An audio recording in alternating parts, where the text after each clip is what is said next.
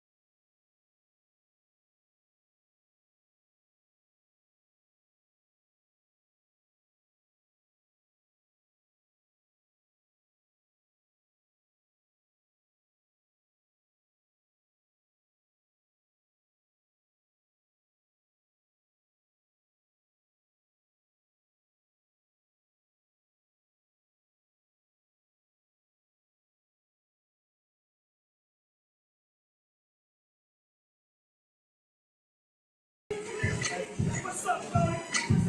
What's up, Shabba? Hey, ladies and gentlemen,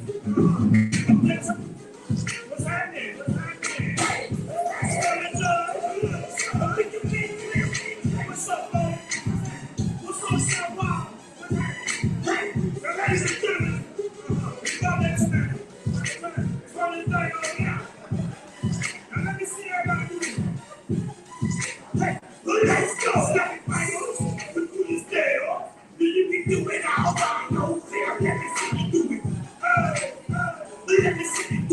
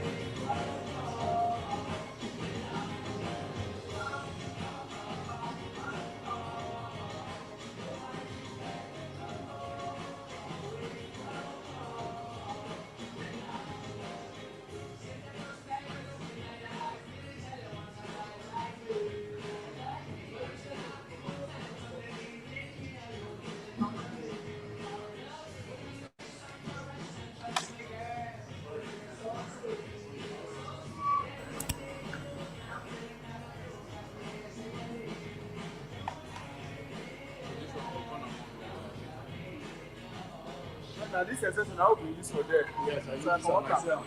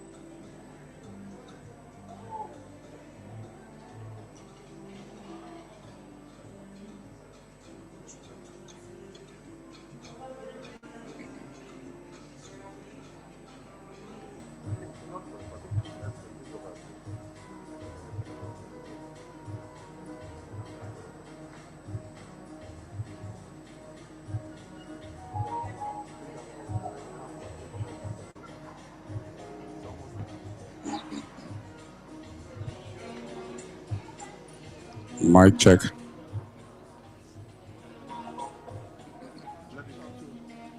Mic check. Okay.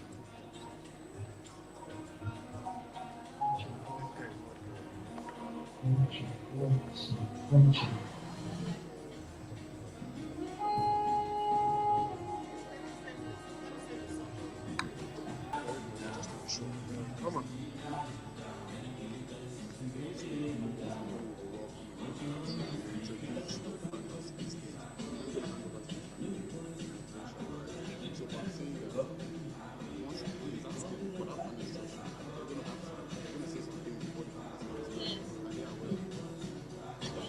That's what I'm saying. 10 minutes after this call up, 10 minutes for them to we can all sit down now. All of them on stage. One by one. Okay, they do that thing, then they leave. So then the final session. No. Come back to no, you don't tell them what to say. When I now join, I'll now choose from here now. I'll now call them to start their presentation. So, wait, let's arrange the seats then. So I want to say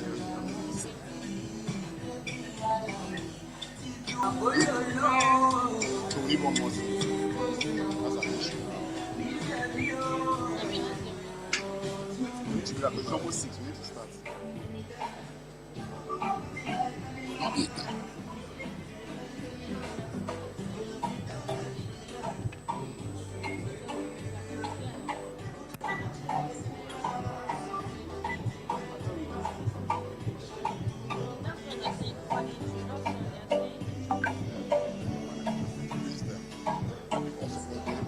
Come up on stage and sit, then they'll go one by one on the podium to make their presentation. Or do we just have them? Because after that, they can start the panel section instantly without having to go back and forth. Okay, so I was thinking we're doing the flight aviation, and then after aviation, but then if everybody's sitting and standing, yeah,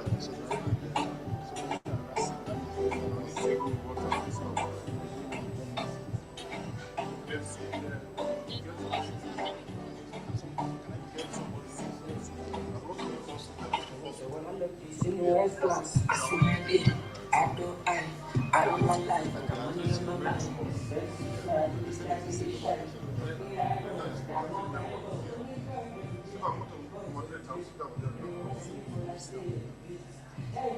but I'll be beside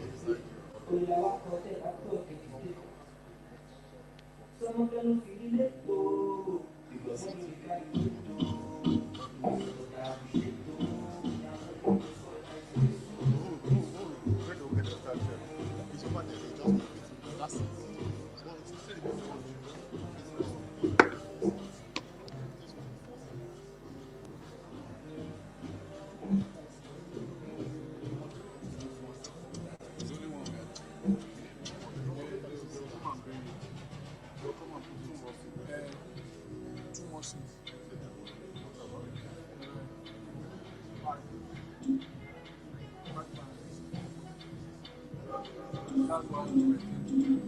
If you want, yeah, we're going to do maybe like if you deal with two of the half, then We can do them, we can pair them three. maybe three. Yeah, but it's the chairs, the number of chairs. Like regular, no. This one, this chair. What is cannot do? No, because they have two sessions. One is the aviation, and the other one is the engine. So let's do aviation first. How many people are this? How many panelists? We have in total we have five. Three for aviation and two for engine. Okay, so let's split it. Let's not split it. So we'll do aviation first. So three. So we'll have one more chair.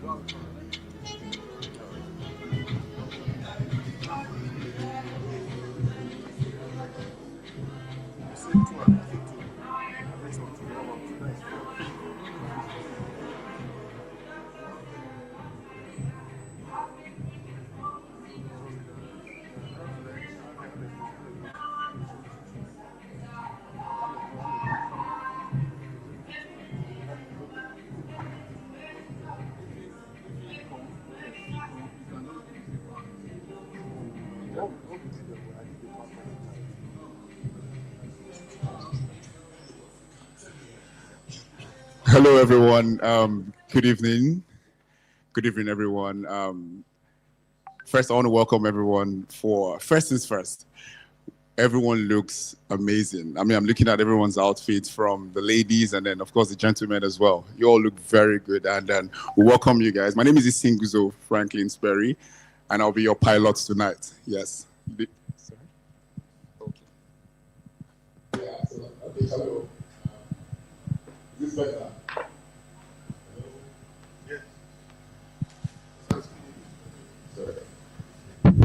All right. Okay, I think this sounds way better. All right, like I said, I'll be your pilot tonight, right? Even though I'm not going to be flying, but I'll be your pilot tonight. So first, I want to welcome everyone, the audience. I want to welcome, there's some people we need to give special recognition to. First things first, the CEO of Travelinn Aviation and his amiable wife. Welcome, sir. Of course, Green Africa. The biking community, the Alimo Shore Bikers Motorcycle Club, ABMC. Thank you very much for making it here. Metallic Riders, Novartis Consultants, I call them that. They're the ones who are going to make us happy with the drinks and everything. Thank you very much for coming. And of course, the League of Aviation, and then members of the press. So we also want to thank those that made this possible today. I want to thank the Travelinn group team for making this a reality. These are our maiden edition. Of course, I'm part of the Travelinn team, and like I said earlier, I'm your pilot today. I want to thank everyone who made this possible today. And then moving on, I just want to share a little light on what today's event is about. First things first, we are launching a world-class booking portal. Now, the good thing is that it's already currently, we are currently functional. We're fully functional. But then again, this is time for us to let people know what we're up and about. And of course, we have an NGO. We're launching an NGO, which is all about sustainability, which is all about tourism as well. We're going to dive into all of that one after the other. And then at the end of the day, we're going to look forward to things like partnership, support, volunteers, and all that put together. And I'd also officially like to introduce our chairman, the chairman of Travelinn Group, Alhaji Nuhu. I don't know if he's here. He was here some time ago. Mr. Nuhu, can we please see you? Okay, that's our chairman over there. That's the chairman of Travel. Yeah, please, a round of applause for him, please. All right, thank you. So now, one of the first things on our agenda is a panel session where we're going to talk about sustainable tourism and responsible travel.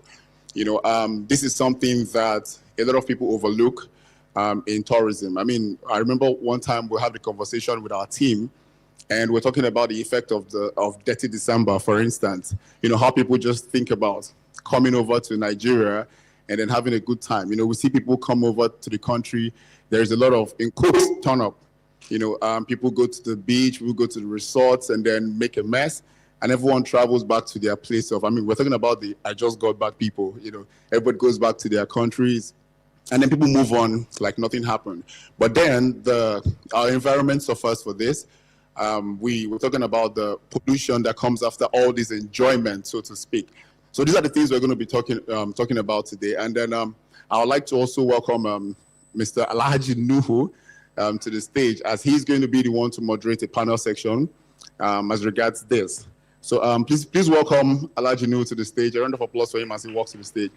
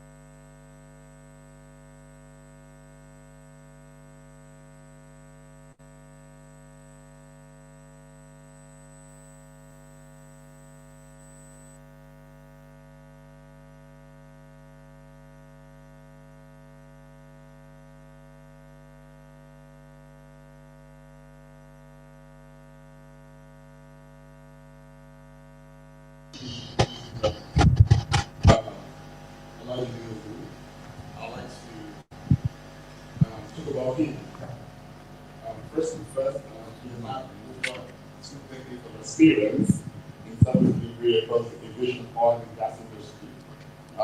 Alhaji Nuhu brings the wealth of expertise with stakeholder engagement, policy decisions, and industry best practices. He's a seasoned facilitator. He has contributed to high-level domestic and international forums, including the Nigerian Oil and Gas Investment Forum, Airport Council International Conference in Cairo and Arusha, the Aviation Excellence Conference, the Pan National Aviation Conference, and many more. Nuhu Adam is dedicated to driving impactful conversations that shape the future of aviation, tourism, and sustainability, making him the perfect moderator for this panel. Please a round of applause for And then I'll be introducing our speakers for today. Our first speaker, Dr. Alex Nwuba. He's going to speak about the role of general aviation in tourism development. Dr. Nwuba is, of course, an aviation industry leader and mentor. Dr. Nwuba is a powerhouse in the aviation industry with a wealth of experience in leadership, policy, and advocacy. And of course, industry development. As the president of Aircraft Owners and Pilots of Nigeria, and of course, former CEO of Associated Airlines, he has played a pivotal role in shaping aviation operations, regulatory frameworks, and sustainable growth in the sector. Beyond his executive roles, Dr. Nwuba is a passionate mentor, guiding aviation startups across Africa and fostering aviation in the industry. His expertise and strategic insights makes him a key voice in advancing the future of aviation on the continent. Please welcome Dr. Alex Nwuba to the stage. Okay, all right. So we'll go to the next speaker. Okay, please. Okay, can you guys hear me clearly? I need to be sure that you can hear your pilots very well. If I'm flying this plane, I need to be sure everyone hears me. All right, are we good? All right, then. Thank you very much. So I'll be introducing the second speaker, Mr. Tony Ukachukwu. Of course, he's also going to be speaking about sustainable tourism and environmental responsibility. And a brief introduction of Mr. Tony Ukachukwu. He is a distinguished aviation sustainability and ESG thought leader and travel tourism influencer, and the visionary founder of Work for Love Africa, with a deep passion for sustainable aviation and responsible tourism. Mr. Tony has been at the forefront of driving environmental, social, and governance initiatives within the travel industry. As a seasoned consultant and speaker, he has worked with key stakeholders to promote greener aviation practices, sustainable tourism policies, and impactful community-driven projects through Work for Love Africa. Mr. Tony continues to champion initiatives that blend environmental responsibilities with cultural exploration, with a wealth of industry expertise and a commitment to shaping a more sustainable future for travel. Mr. Tony Ukachukwu brings invaluable insight to our panel discussions. Please welcome on stage Mr. Tony Ukachukwu.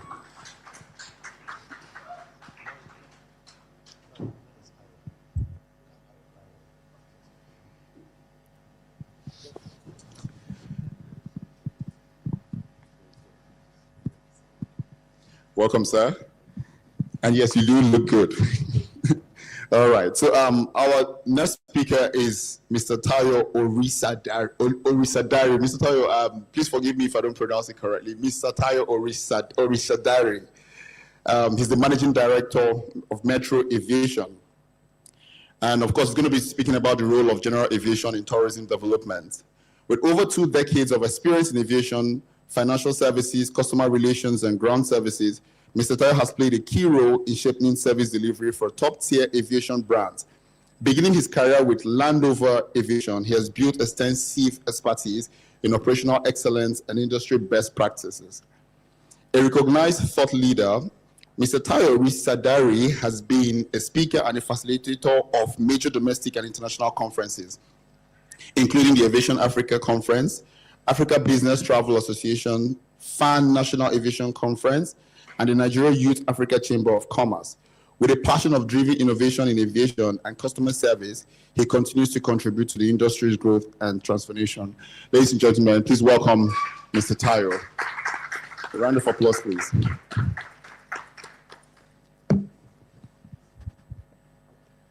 All right, so I'll be handing over to our moderator for this panel section, Alhaji Nuhu Adams, our chairman. All right, welcome, Mr. Tayo. So over to you, sir. Thank you, Frank.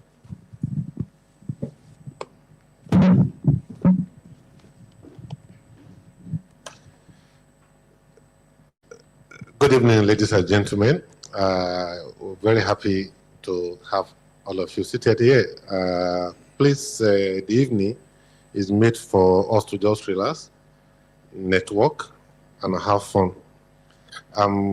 It's an honor to stand here today to actually introduce my former boss at Virgin Nigeria. That's Mr. Tayo Orisadari. I mean, we have come a long way in aviation cycle. It's equally my honor to equally have the pleasure of talking to one of my good friend and a colleague in Virgin Nigeria, Mr. Tony. I'm happy that the word sustainability is very good that many years after we met at Virgin Nigeria, we can still connect, and we're here to do justice to what we love to do, that is aviation. So,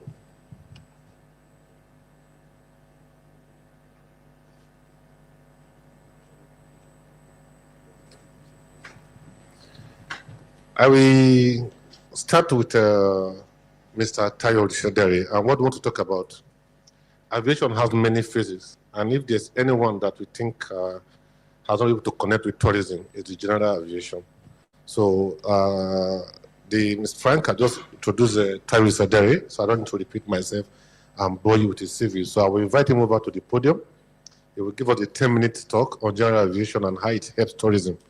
Thereafter, he will take his seat and start hitting him with questions.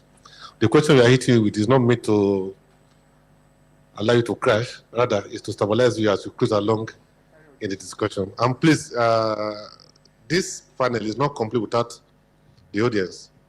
Please and please, let's be interactive, let's feel free, let's enjoy the evening. Thank you. Mr. Tayo, you're welcome.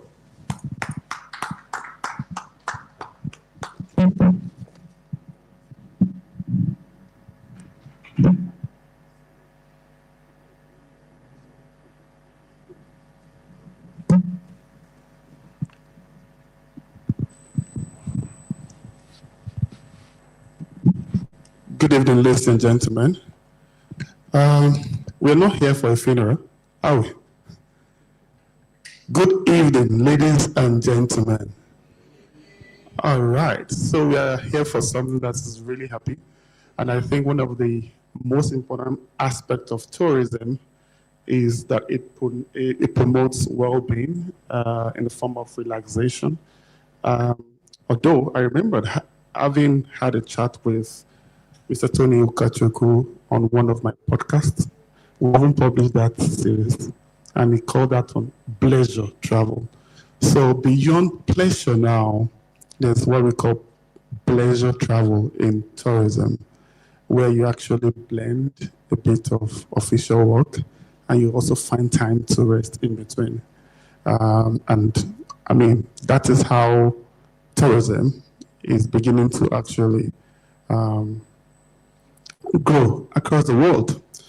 So I'm going to be talking about general aviation, but also because general aviation has another person who's represented here who plays in that position. I'm just going to recognize Mr. Ayo Oyewale again, the MD of Triton Aviation, another major player in the general aviation sector. Just so that I bring everybody along, general aviation is that aspect of aviation that deals with business aviation, anything other than schedule or military operation is considered general aviation. Schedule aviation is that regular one you see, Aero, they go Abuja, Sosoliso of blessed memory, or when you see the C-130s of the Nigerian Air Force, those are in military aviation. So general aviation is anything along that line. Private jet charters, recreational flights, or those ones that you see that you go to safaris, you see all those single engine aircraft that takes you from one point to the other just to actually have pleasure. That's general aviation. That is the aspect of aviation I play in now, and I will just give you a peep into it. But why is general aviation very important to tourism? I'll give you some statistics. Global general aviation fleet consists of over 440,000 aircraft, according to Gamma records in 2023. This sector supports about 1.2 million jobs worldwide. You know how it is that you just see people, from outside aviation, when they think about aviation, the only thing they see is, you want to fly, you want to be in the aviation sector, you're either a cabin crew or a pilot. Pata you go again. My uncle was an engineer. Especially this one that was saying Nigeria Airways, that kind of thing. General aviation has a whole lot behind the scenes flying going on. In the US alone, general aviation contributes about $247 billion to their GDP annually. And this statistics as recent as 2023 as released by the Federal Aviation Administration. Business aviation serves 10 times more airports than commercial airlines. Even in Nigeria now, if I say, where do you want to fly to? Most of the time it's Lagos, Port Harcourt, Abuja, you had Kano. Some people don't even remember that Bauchi has an airport. Gombe gets. Zamfara is trying to get now. Although they have some airports that are under the radar, That is how penetrative general aviation is. And even let me just cast your mind back very quickly. During COVID, when the whole world shut down, right? The movement of even vaccines, some high-level personnel, the only two aspects of aviation that still blossomed during that period were general aviation and cargo, So general aviation has a lot to do. There are a lot of places they wanted to move vaccines to. That drone will not even work. Only general aviation will be able to do it. That's how important general aviation is. Also in Africa, general aviation fleet comprises approximately 3,200 aircraft. In Nigeria alone, I'll keep the numbers to my chest, but your guess is as good as mine. 5% of African airports are served by only 5% of African airports are served by scheduled operation. So you see all this, your Ethiopian Airlines, Air Cote d'Ivoire, Arik, Air Peace, South African Airways. they are only servicing 5% of the total airports in Africa. So who actually makes the other ones work? It's general aviation. Private and charter flights account for 30% of tourism-related aviation traffic in Africa. 30%. So, and 30% looks like it's a small number. That's a huge number. If you look at the total aviation public in Africa, and you take 30% of those in general aviation that some people don't even know anything about. That's how important general aviation is. There are a lot of safaris in East Africa, Southern Africa, that you cannot go if you don't have, if you're not flying private. I remember when I went to Sun City, we had to charter a helicopter from Lanseria to Sun City if you are going to fly by air. Otherwise, you have to actually navigate your way. And for people like me, maybe say I didn't fear any mass. You see white line, you just say good morning, sir. And I faint, you know. But at least I can hop. I jump and pass with helicopter. So generation gives us that penetration ability to places that people would not have chartered if you want to go on through commercial aviation. The role of general aviation in tourism, it enhances accessibility. There's a place in Zambia that I had to take people to, top guys in Africa, that they wanted to go and have some meetings. This place only have an airstrip and some coded Charlie in the middle of nowhere. And they chose that place because they know that they can keep their secrets, you know? The only aircraft that will go to those places are general aviation aircraft. Some of them landed at the Lusaka airport, and from there we now did the last mile for them. And within that period, they also made sure that their airport was extended to allow some other mid-sized to heavy-sized general aviation aircraft to be able to come in. Davos, for instance, you cannot even get to Davos where you have the World Economic Forum with an aircraft. So people will land in airports around Switzerland and find their way into Davos, unless you want to go by helicopter. It boosts high-value tourism. So there are some people that will go to, when they think tourism, oh, let's go to Takwa Bay. You know? And there are some family that will just come, just me and my family just come. Everything they make in Takwa Bay in 1 year. This guy will just come, arrive in their aircraft, get a chopper to take them to somewhere in Lashe, get some, some things going on. By the time you see how many dollars that have been dropped, it's dwarfed everything that they have made in Takwa Bay in 1 year. So high-value tourism is enhanced by general aviation. I know of a family who actually charters Global 7500 annually, carries his children, carries his grandchildren. They go somewhere in the Bahamas for holidays. And guess what? They make 3 trips to move everybody. And they make them another 3 trips to move them back. That is 12 trips on a Global 7500. If you know what that income is, that is the total income of some 50, 60, 70, 80 companies per annum in Nigeria. Just because a family just want to go have a holiday.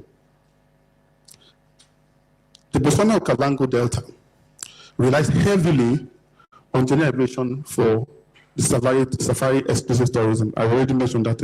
But Seychelles and the Maldives, the island hopping amongst these islands was only made possible because of general aviation.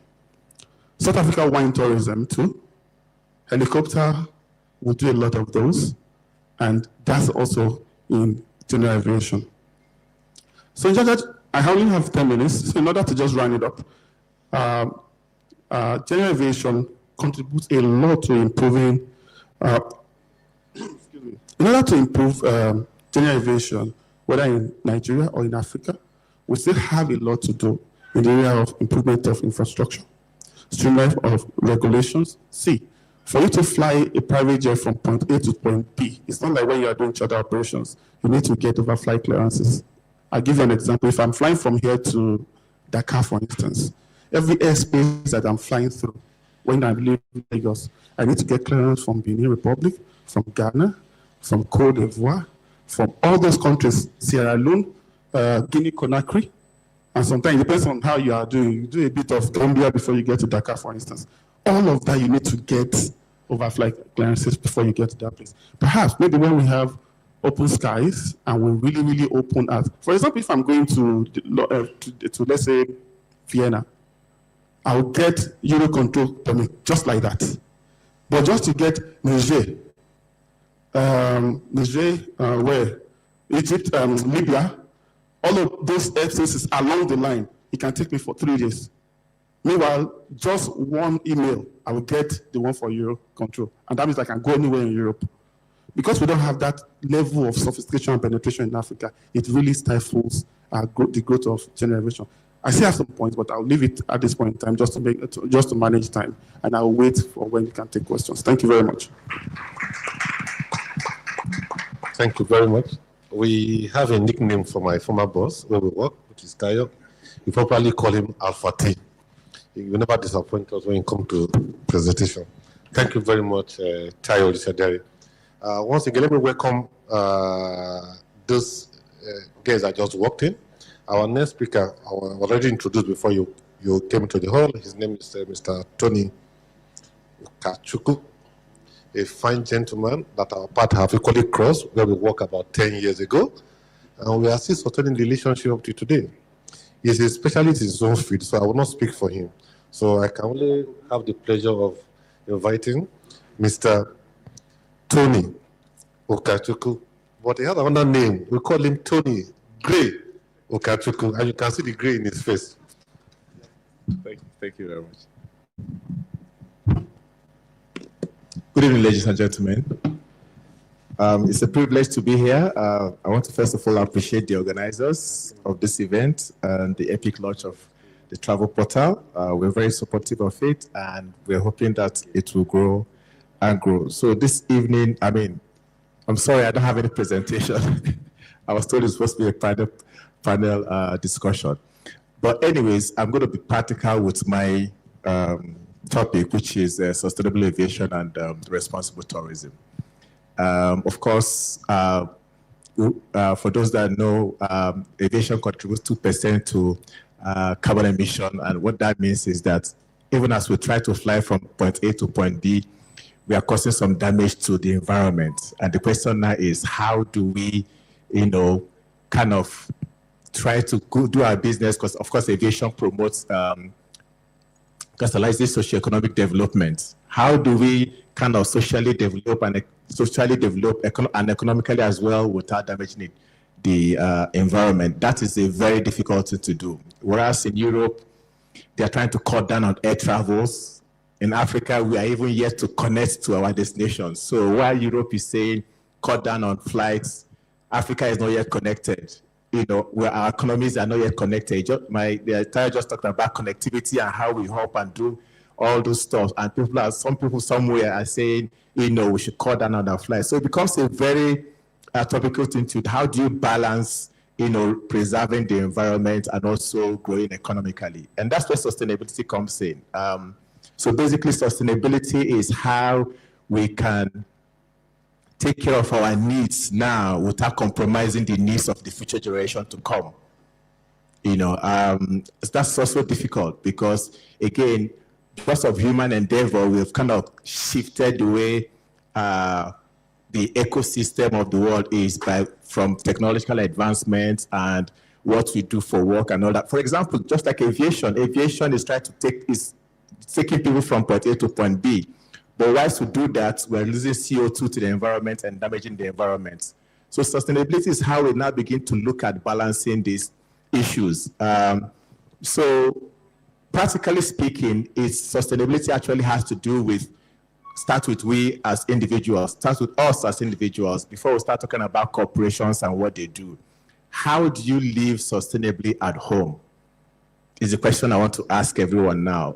And without even knowing it, sometimes subconsciously we damage the environment without knowing it. And one case in point is that Lagos State has taken the bull by the horn to ban styrofoams, these takeaway packs that after eating our mouth we just throw it away. They've gone ahead to ban that because it damages, the aqua the marines, that's our waters, you know. So basically at home, when you are not using your light, do you switch it off? Do you leave your taps to be running? You know, when you eat, how do you dispose of your waste? This is how we live responsibly. And unless we are conscious of ourselves as individuals at that level, we cannot be talking about responsible tourism, because it starts with, we have not even traveled yet to explore tourism, attractions, or do stuff. We are still at home. How do you do it at home? How do you consume your energy? You know, how do you dispose of waste? How do you, and there's something called circular economy, okay? Before now, we just consume and just throw away, but we're beginning to say, how do we recycle what we use and recycle waste? This is all about sustainability. I wouldn't bore us on that, but basically, ecotourism is one of the ways we can improve responsible tourism, where we go to attractions, because part of the challenges is climate change, biodiversity loss, you know, conservation and pollution, just like I talked about, you know, the styrofoam one, because when these birds get to the river waters, the fishes consume them, and we go to do some barbecue, consume them, and then of course it harms us. So it's a circle which you have to now begin to be very aware about to live responsibly.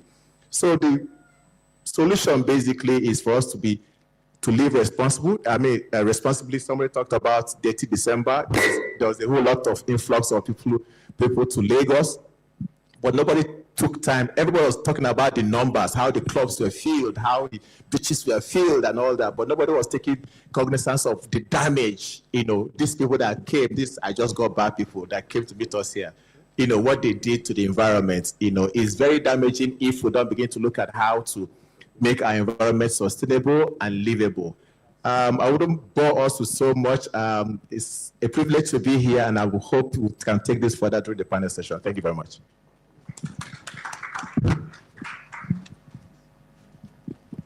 Thank you, Tony. You never disappoint.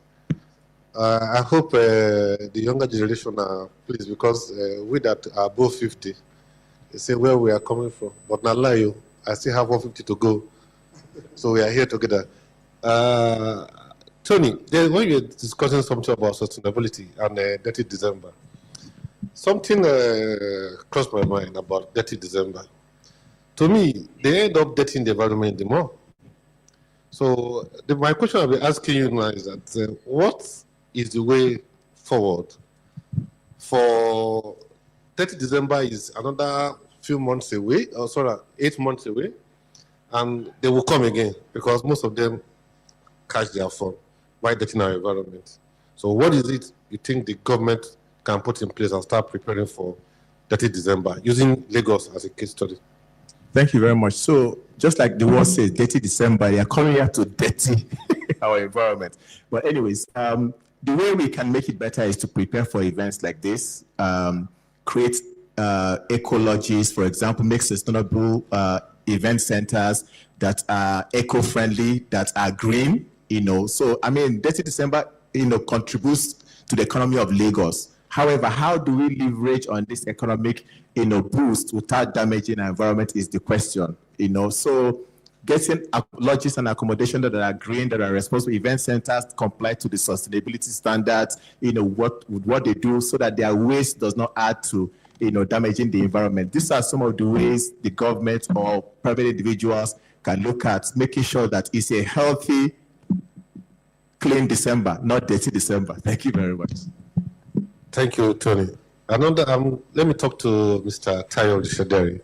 For those of us in general aviation, I think as a young man, I started out as a protocol officer. My job was to go and queue at the embassy on behalf of my big ogas and their family who are traveling. Over time, I found myself in general aviation, which he talked about. Something that struck my interest was the ease at which you get a route permit to when flying to Europe. Meanwhile, going to Cameroon or Chad is somehow difficult for you. That is one question we should be able to deal with. I want to ask, let's leave Lagos to somewhere like Arugungu in Kebbi State. I know the closest international airport to Arugungu should be Kano. It means as a tourist who is coming to have his fun in Arugungu in Kebbi State, need to fly to Kano first using general aviation, disembark in Kano, do custom clearance, and then now drive by road or whatever it is to Arugungu. Then the question I want to ask you, we have another flip of the coin in the north. Let me use the north. Religion tourism. People go to Hajj every year. And if you go to the north, virtually every airport is built and is tagged international airport. During the Hajj section, these airports are open for the airlift of Nigerians to go and do their religion tourism. Why is it difficult for us to open our own airport to allow influx of people to come and spend their own hard-earned currency in our country? So do you think government should be able to look at a way of retweaking the regulation to open up especially during the festivals? Like, let me go back again. 30 December, we have the Calabar Carnival. I mean, for those of us who are from the South, we know how much money Akwa Ibom state government has spent in developing that airport. I mean, they're very intentional. They build the airport, they build the system, and they have a very, very functional airline. I'm just asking, do you think it would be okay for the government to say, okay, going by the content of your investment and your intention, that Akwa Ibom airport by now deserves to be given international status to complement the effort of tourism in the South? What is your thought on this? Thank you very much. I think for me, first, general aviation, 30 December is one of the best things that's happening to Nigeria. So, sorry, Tony, but they want December to be dirtier. So, but having said that, 30 December will only be sustainable when there's an intentionality from both governments and practitioners alike. If God has just thrown a piece of diamond on our laps, and just like we normally do, he said, we just think we allude everything to blood of Jesus, as though every other country who earns good income from tourism also do not have access to that blood. There are a lot of countries, especially in the Caribbean, where their salt and pepper is tourism, and they know what it means. So from the government point of view, I think there needs to be a sovereign policy around tourism, where they know that government is supposed to be an enabler and not see everything from the naira and kobo of it. So if they know that a lot of people are coming in, they need to, matter of fact, put structures in place that makes it easy for people to come in. I'll give you an example. I've flown on private jet to the US, even as crazy as they are. When we landed at Cleveland Airport, they have a dedicated place where private jets will dock. And as proud as America is, the border control officer comes to the aircraft to come and meet us and say, "Welcome to America." And at that same point, he has a machine with him, and they actually literally collect my airport and my passport from there, check my documents, stamp me in from there. I didn't have to lift a pin, because the government of America knows that the cost of putting that man there to come and attend to me and make my life easy will make me want to come back again. And when I come into America, if it costs $100 to put that guy there for that day, I would spend maybe $10,000, maybe $20,000. So the less we look at the immediate gain and see the global, the corporate benefit of tourism to the country, then the better for us. So we need to be intentional about seeing tourism as a sovereign policy, and it comes from the airport, from the practitioners. Oh, okay. So if you think dirty December helps to dirty the environment, you can make some mandatory policy where you have some literature on the aircraft to say our country is clean. Please do not litter our country. Or maybe you just have like some cotton-made handbag. If you must drop a waste, put it in this, and put it in this dedicated place. Some level of education that goes with it. But first, tourism has to be tourism. It has to be comfortable. It has to be convenient. It has to be intentional for people to come again. This one that happened, now fluke. What will make it sustainable, it is the policy you put around it that will take it there. So, for example, in Argungu, for instance, or in Kano, for instance, during the Argungu Festival, there's nothing that says that you cannot create a makeshift custom and immigration post somewhere there. So you land there, helicopter takes you to that place. They do the last mile. Nice and easy. During the Calabar Carnival, you put custom immigration at the Margaret Airport, so people can fly directly there. They can clear customs and immigration from there. They didn't have to. I have a charter flight now that I'm going to bring somebody from India. Their final destination is Bauchi, but I had to fly to Abuja first, spend about 45 minutes on ground just to put a bloody stamp on somebody's passport before I continue to Bauchi. So it is the intentionality from government. Government should see this as our thing. Government should not be looking at making small money from Lagos Airport when they can help their citizens to make a lot of money, and citizens can then in turn pay tax back to government where they even make even bigger money. Thank you, Tayo Odishadere. I don't hear very well when I'm on high stage. Maybe I should turn my ear on. Please, round of applause again, please, for time. Thank you, guys. I have to pause and then throw the microphone to the audience. Please, we are here for you, and you are here for us. Please feel free to interact with the two gentlemen here. Any questions will very much highly welcome. So feel free to ask any question you want to ask on general aviation and sustainability of tourism. Any question, please, from a member of the audience?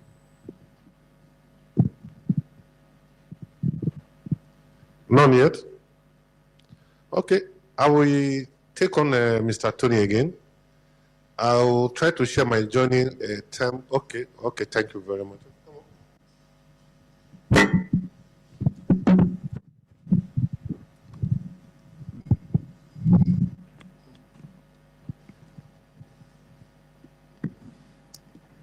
Good evening, everyone, and good evening to the panelists.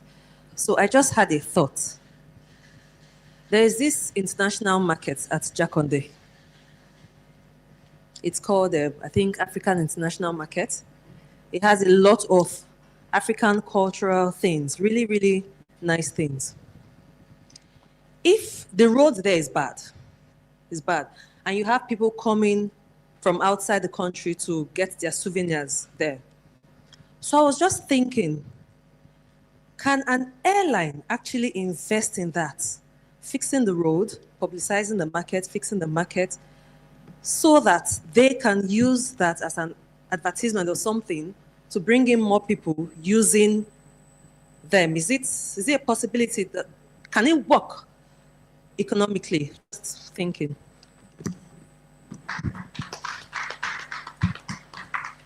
Thank you very much. If you have people that have traveled to South Africa, when you arrive in South Africa, this is the king of South Africa, by the way. You know how they say, I think they have a magazine called Sawubona or something like that, you know? And they have a lot of literature at the airport. And those literature are put there by the Ministry of Culture and Tourism, or its equivalent in South Africa. That's a country who is serious about what tourism is about. Matter of factly, airline has no business building roads. Has no business. The penetration, what is required to get people to their final destination to consume tourism, is one of the enablers that government is supposed to put in place. Having said that, if an airline sees that that tourism destination is big enough, a site where they can actually sell destination as an end, and in a country where you can have contracts and the sanctity of contract between two parties, why not? If I know that if I invest I'll give an example. If I'm flying from here to the Gambia has, they call the Gambia the smiling coast of Africa or something, has one of the most beautiful beaches. So if, for example, the road to those cabanas along the beach is bad. And I know that maybe the only airline that flies there is Air Peace, for instance. And I know maybe I've tracked it over the years. Last year we took 3,000 people. The year before we took 5,000 people. Last year it dropped to 4,800. The next year it was 3,500. We did our own feedback analysis from the customer, and I said, no, I mean, I would love to go there. It's the most beautiful beach, but I'm not going to break my spine because I want to go and have fun. And I'm seeing my number is dwindling, and I'm seeing the percentage net profit loss because of that. At the end of the year, I can go and talk to the Minister of Tourism and fix it, and fix the road, and toll the road, for instance. So I fly in there, I make residual income from the toll, or we strike a deal.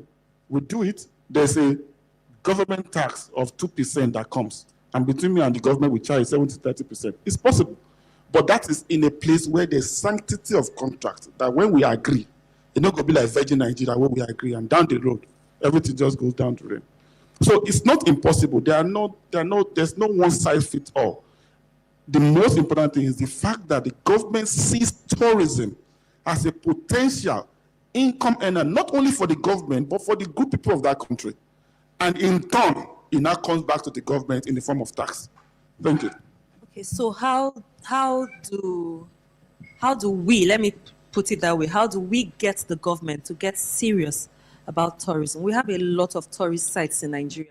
Beautiful, beautiful places. In the East, you have some places that are just out of this world. They look like, I don't know if you've heard of the Devil's Kettle in the US, beautiful places. So how do you get the government to see tourism as, take your sights away from oil for a minute and see tourism as, Israel has practically nothing, but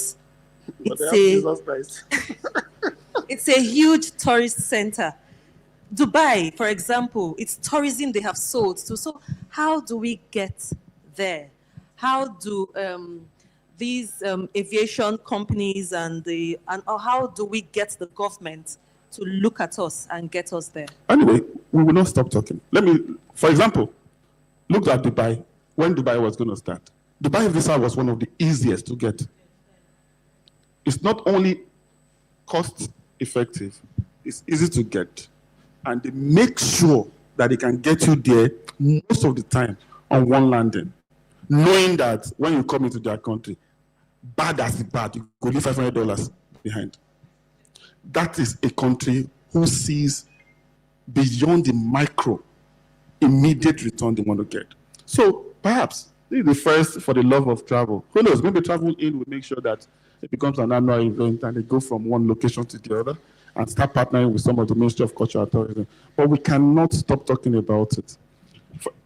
One of the sharpest states I know in Nigeria is Lagos State. Something tells me by before 30 December, you will see that something will happen in Lagos State.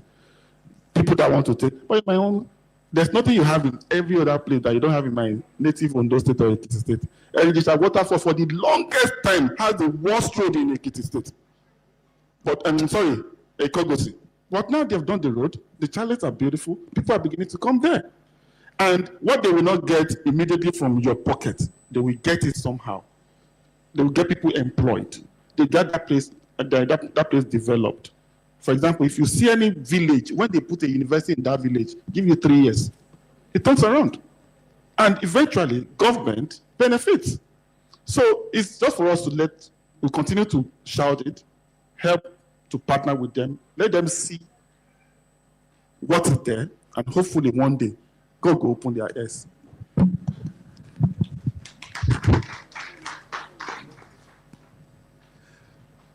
When Virgins speaks, we listen to Virgins. We call ourselves Virgins when we work in VK.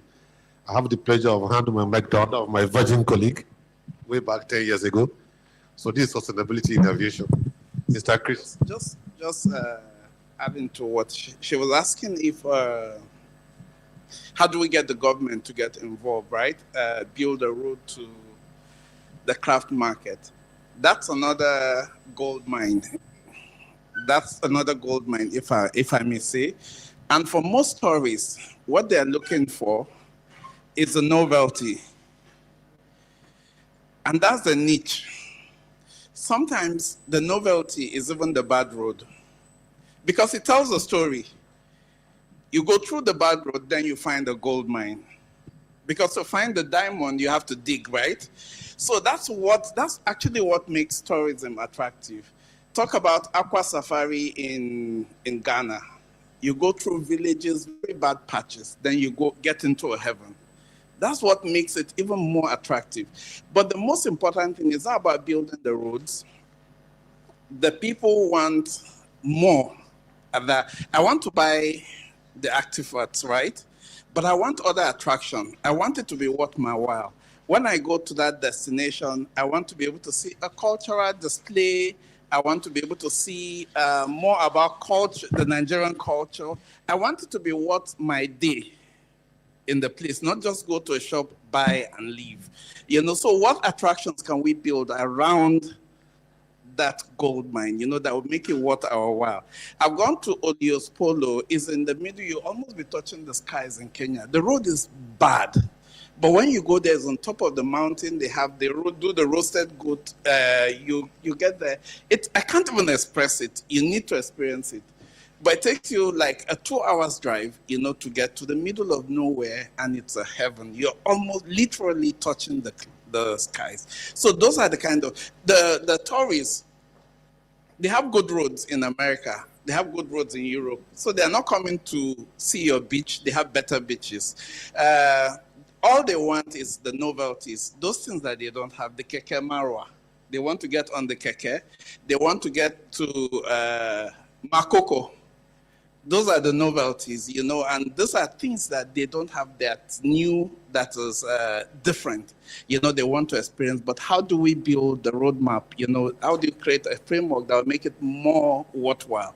Because it's not about the roads, it's about building those additional attractions around those things to make it worth our while. So I just thought, and it starts with us. If we're waiting for the perfect situation, we'll wait a lifetime.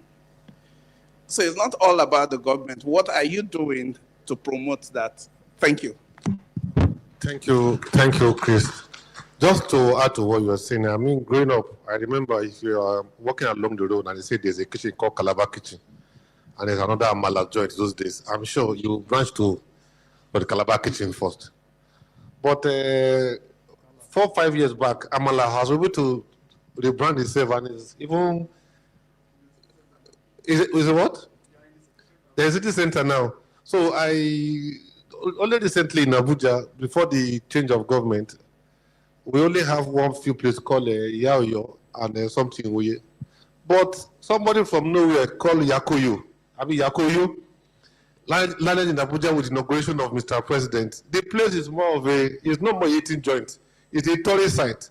Just like you said, it's not something new. It's just Amala, nothing more. So let's take our time to build and invest in whatever we can do so that we make those people to visit us. I want to thank Mr. Tony Kachuku and Alpha T, Tayo Olishadari, for your wonderful discussion and your insight on general aviation and how it impact on tourism. Mr. Tayo, thank you very much. Tony, the work for life, work for love.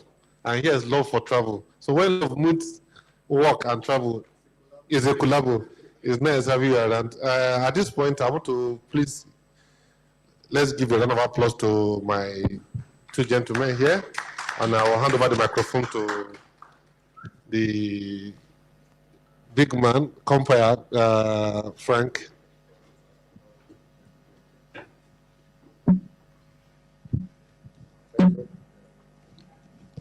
Thank you very much, Alhaji Nuhu.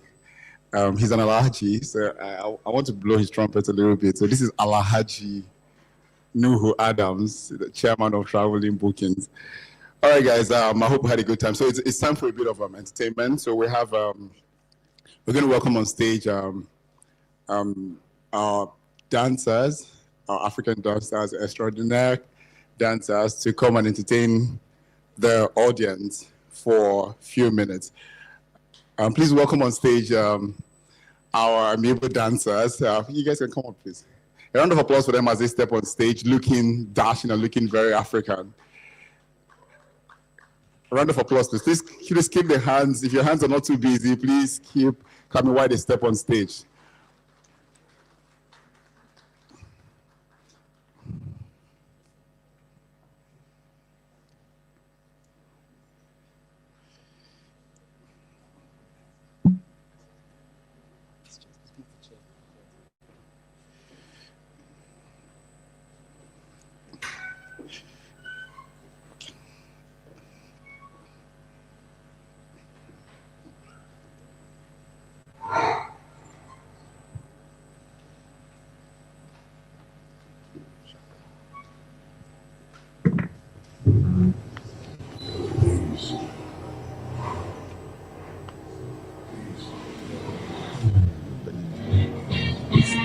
Go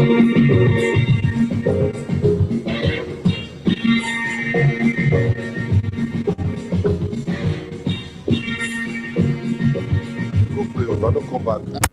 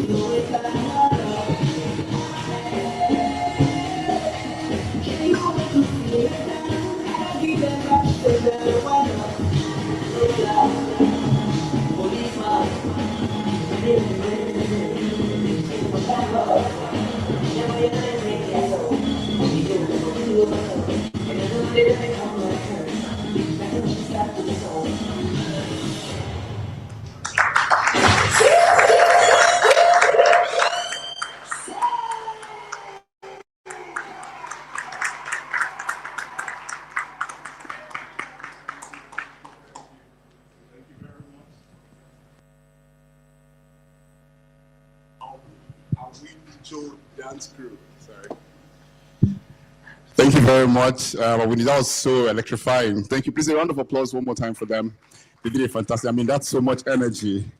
All right, then. Okay, so we'll go in real quick to the next panel section, which will be moderated by Mr. Tony. But then I would like to also introduce the speakers to the stage. 1 second, please.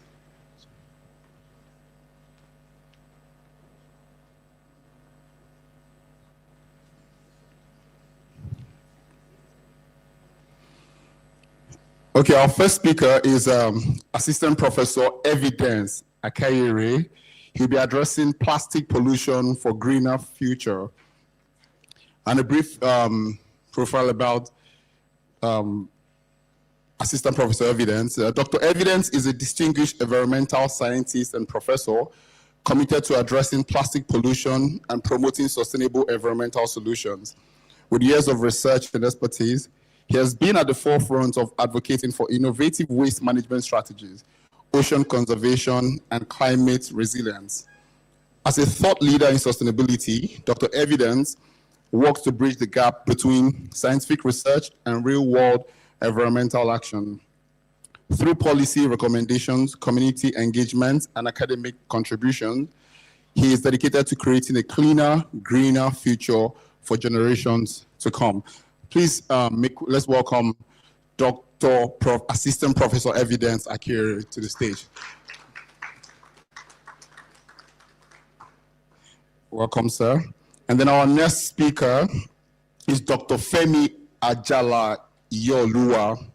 He's an expert in digital orthodontics and sustainable dental practices. And of course, he'll be speaking of, the topic he's speaking of is how to end waste management for clear products. Dr. Femi Ajala is a highly skilled dentist and specialist with extensive experience in digital orthodontics and practice management.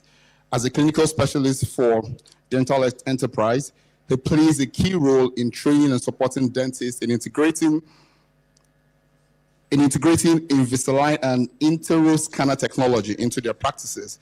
Passionate about sustainability in dentistry, Dr. Iyoluwa is dedicated to addressing waste management challenges in clear treatments. At this event, she will shed light on environmental impact of Invisalign products, exploring innovative solutions for reducing plastic waste and promoting eco-friendly practices in dental industry, an essential conversation in the broader framework of sustainable tourism and environmental responsibilities. Please make welcome Dr. Femi Ajala Iyoluwa.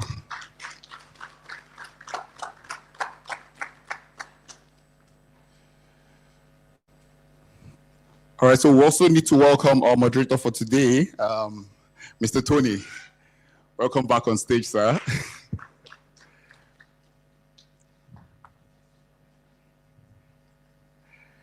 All right, please a round of applause for the panelists. All right, thank you very much.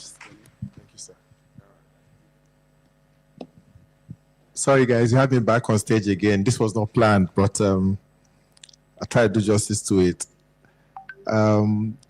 So I'll go straight to Prof. I'm not a researcher, but I'm happy that we have an academia in the house who's, has in-depth knowledge on sustainability. So tell us, do you want to give us a brief insight about what you want to do before I ask questions, or so that we can have a background where I can, dig deep on what you do? Please come to the podium. Thank you. Good evening, ladies and gentlemen. I'd like to first thank the organizers of this program for giving me the opportunity to talk about this topic, which I'm very passionate about. I haven't been in the classroom for a few months now, so this is a good opportunity for me. Before I talk about plastic pollution, to those aviation experts, yesterday I was supposed to be on a flight for 8 o'clock in the evening and then my flight came in at 2 a.m. this morning. So maybe you can do something about that sometime. It might interest you to know that those bottles on your table are going to live longer than you. They are not going anywhere. You're going to die, and these bottles are still going to be here. This is interesting, but not interesting to our environment. The environment is suffering because of plastic.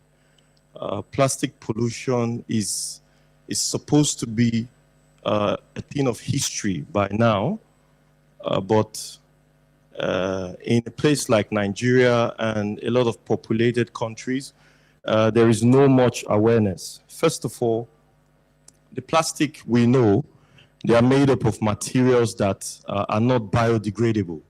By that I mean they are not going to decompose, they are going to just be there in the environment. And if you take a drive along places in Nigeria, you will notice plastics almost everywhere. It forms over 60% of the waste that we generate, if I'm to be specific about Nigeria. We use plastics every day, from sachet water to bottled water to almost everything. If you look around, almost everything we have has a level of plastic in it or the other. Now, this is not environmental friendly, and we are looking towards an environment where we would have less plastic. And this will be much more sustainable for us. Why? Is because, like I mentioned earlier, plastics are not going anywhere. They are not biodegradable, and they go further to pollute the aquatic environment. When we, in a place like Lagos, you know, the water environment, there's a lot of plastic pollution all around. And Nigeria alone generates over 3.5 million tons of plastic waste per year. So my work over the time has been to first to ensure that we do not produce plastic waste at all. And if at all we cannot do without producing plastic waste, then we should be able to reduce the amount of plastic waste that we produce per time. And how do we achieve this? First, policy. The government has to be a major player on this in every country. We have to develop policies that will ensure we use less plastic or we generate less plastic in our environment. For example, when you go to buy things in the supermarkets, in the shop, you carry your goods with plastic bags, right? The supermarket gives you plastic bags to carry your goods. But imagine a situation where you are compelled to take your own bag, a shopping bag, to the supermarket, and then when you buy the goods, you put it in your shopping bag and you take it back. That way, we don't have to, nobody has to give you plastic, right? Now, also, imagine a situation where you have water dispensers in every corner around this room, and then you have mugs and cups where you just, if you want to drink water, you just go to the dispenser and take water, and then you don't have to have bottles, plastic bottles or plastic sachets all around. So this is what we have been looking into. So to achieve that, governmental policies have to come into place. The next thing we can do is educating ourselves. A lot of people don't even know that plastic wastes are a problem to the environment. We are so used to plastic as a country, right? We don't know how harmful they are. We don't know the level of harm that plastic waste contributes to the environment. In 2020, it was a revolutionary year for us in our research on how to, totally or somewhat partially eradicate plastics from the environment. We designed what we call a zero plastic waste center in my university where I teach. And in that center, in that whole environment, you don't find any plastic there. You take your tea or your coffee with tea mugs, you bring your mug, you get, your coffee and your tea. You want to drink water also with your mug or with any cup, and then we don't have to give you plastic bottles, or we don't have to give you plastic cups. And also in Nigeria, we do not have the habit of using paper cups. Paper are very, very biodegradable. They degrade as against plastic. So we also need to cultivate the habit of using paper cups. We can use paper cups for drinking water. We can use paper cups for taking our coffee, for taking our tea. I notice, or we all know, that we have less paper cups in Nigeria today.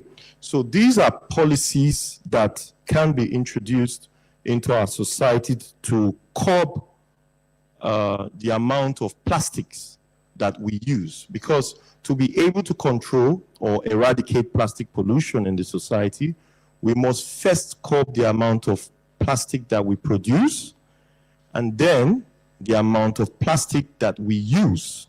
So this is very important for us. And also, the last thing would be recycling.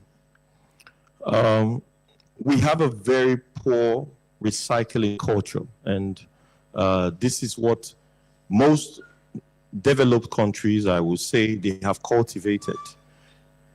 In every place you go, you have bins where you are told to put plastics here, paper cups here, different bins or different bin bags for different things.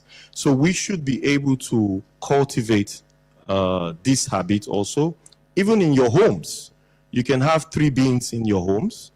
1 bin for plastic, 1 bin for, other waste, and then maybe for paper. And this can help us to curb the amount of plastic that we use and the amount of plastic that we produce. Lastly, it is a collective responsibility. It is not just a governmental responsibility. It is a collective responsibility for every individual to be involved in eradicating plastic pollution.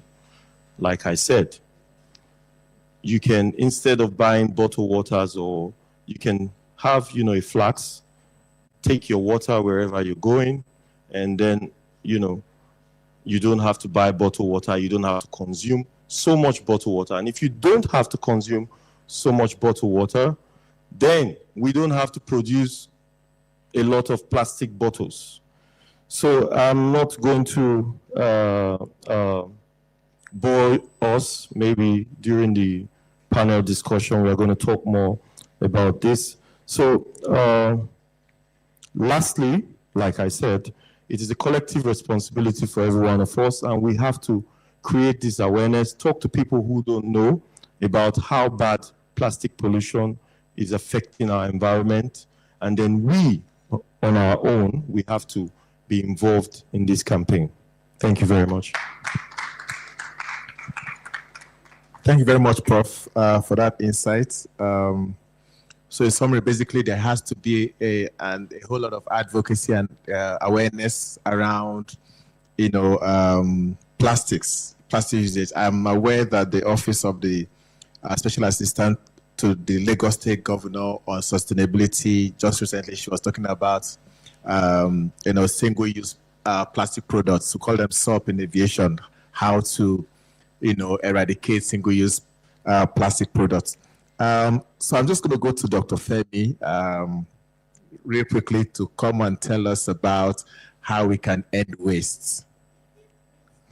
Thank you very much. Thank you. Thank you, Professor Evidence. We're getting there. Good evening, everyone. It's a pleasure to be here today to talk about a topic that connects two rapidly growing industry, dental tourism and sustainability.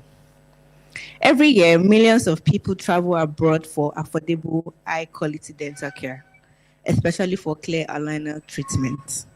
But have we stopped to consider what happens to the millions of aligners that are discarded daily? Are we as healthcare providers thinking sustainably? Are we offering environmentally responsible solutions to our patients?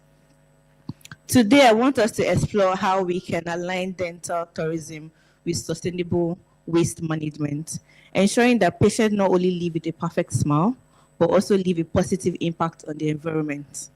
As we all know today, the demand for clear aligners is skyrocketing.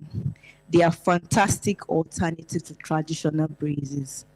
They are very comfortable, they're discreet and effective. But here's the reality. Each aligner is made from non-biodegradable plastic. Every patient uses dozens, even hundreds of aligners throughout their treatment. And what happens to them? Most of them end up in landfills where they remain for hundreds of years. Now, let's put this into perspective. Invisalign alone has treated over 10 million patients. That's over 24 million discarded aligners per year. And this number keeps growing.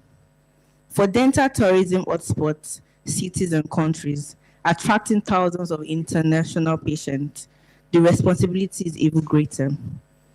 If we do nothing, we are not just improving smiles, we are contributing to a global waste crisis. Now, you might be wondering, can we recycle these aligners? The good answer is yes. But the challenge, however, lies in the process. Aligners are made up of thermoplastics and they are not degradable. So ideally we use the traditional recycling process. But because they are termed medical waste, we end up making use of specialized recycling process, which we currently don't have in Nigeria. It's very difficult. All right. But we have companies like Terraseco. So what these companies do is that they partner with dental clinics to make sure that we create awareness to patients.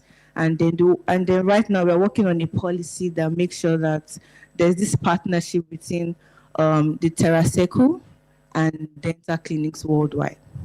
Now, these patients end up returning their used clear aligners, and once they are brought in, they're cleaned, they're sterilized, they're processed, and then they are turned into reusable products like benches, like toothbrush undo, and like reusable containers.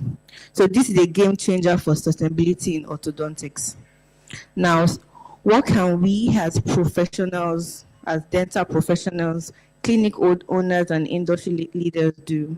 One, we can make sure that we implement in-office recycling program.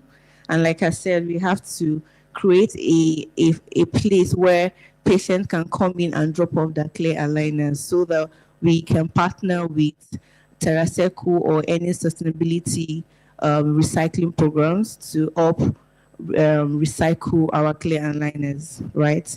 And then we can make sure that we try to reduce single-use plastic in dental clinics. It's very hard, but this is something that we're working towards.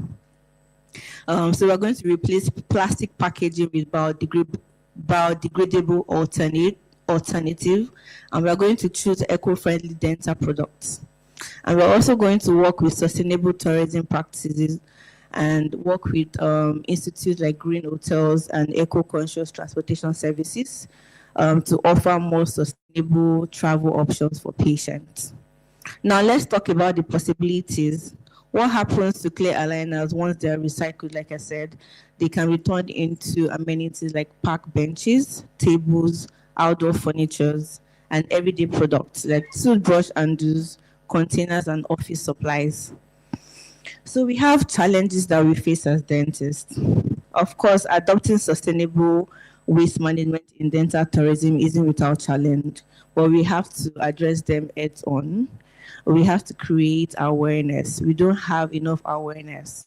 So we as dentists, we as dental professionals, our job is to create awareness. Most of our patients do not know that once they are done with these clear aligners, they can return it to the practices. So now we are going to dental clinics and we're creating this awareness. Okay.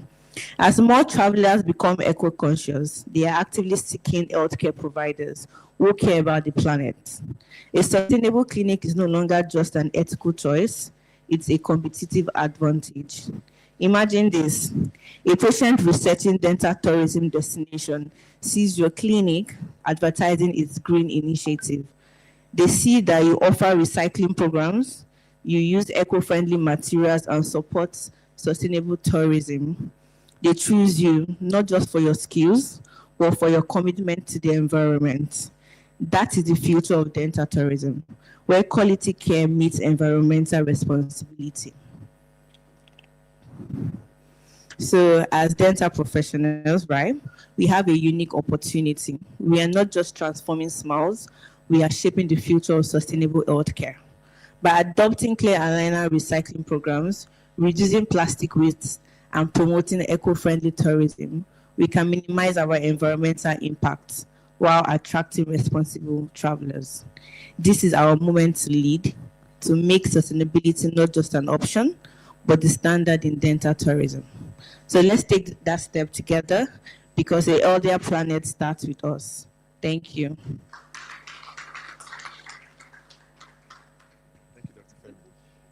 A round of applause, please, for Dr. Femi. And when I think about, dentistry, I just think about just having the kind of teeth that Tenny has. This money can buy love krona. I don't know whether that's sustainable.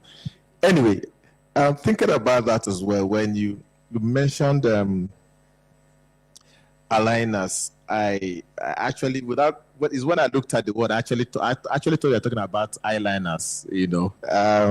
But tell us more. What is? How many people know what aligners is? What the product is or means? Okay, just our MC. Okay, please, can you tell us more about what it means? Can we have a mic? Okay. Yes, thank you for that question. So, when you want to, for people that do not have good sets of teeth, they end up wearing braces, true or false? Right, so these braces are metals. They are fixed onto your teeth to move your teeth, to align your teeth. But now we are come of age where people are saying, do you know what? I don't want people to be aware that I'm arranging my teeth. So what other options do we have? And that's where aligners come into place. They are very invisible. You can wear them, you can remove them, and they do the same work as braces do. They arrange your teeth. So nobody knows that you're doing anything. In the next 6 months, they'll just be surprised that, oh, I thought your tooth was crooked or it was misshapen. What happened? Clear aligners. So now people are using that. But the issue now is that they are non-biodegradable, but they are but they can be recycled. All right. But this is the new future of dentistry. We don't need to see you wearing braces or brackets. You can wear these clear aligners to arrange your teeth. Thank you very much, Dr. Femi. Talking about being recyclable, Prof, I wanted to ask, you said these bottles or this non-biodegradable bottles will live even when we are gone. But sometimes when I take a look at some of these products, they say they are recyclable. So tell me, is it there's something in sustainability, there's something called greenwashing, when some people say they are doing sustainable practice, whereas they're just lying, I don't know whether wash, when Nigerian palace always say now wash, whether it came before greenwashing, because the thing just can't align, where is that I'm on a wash, but greenwashing. Anyway, so is it greenwashing or really some of these things are recyclable? Okay, that's really a very interesting question. To us environmentalists, recycling is the last of the option. We always consider not generating the waste at all, not having any need to use that material at all, and then after everything, then we go to recycling. Now, when we talk about recycling, recycling does not mean that it's going to go.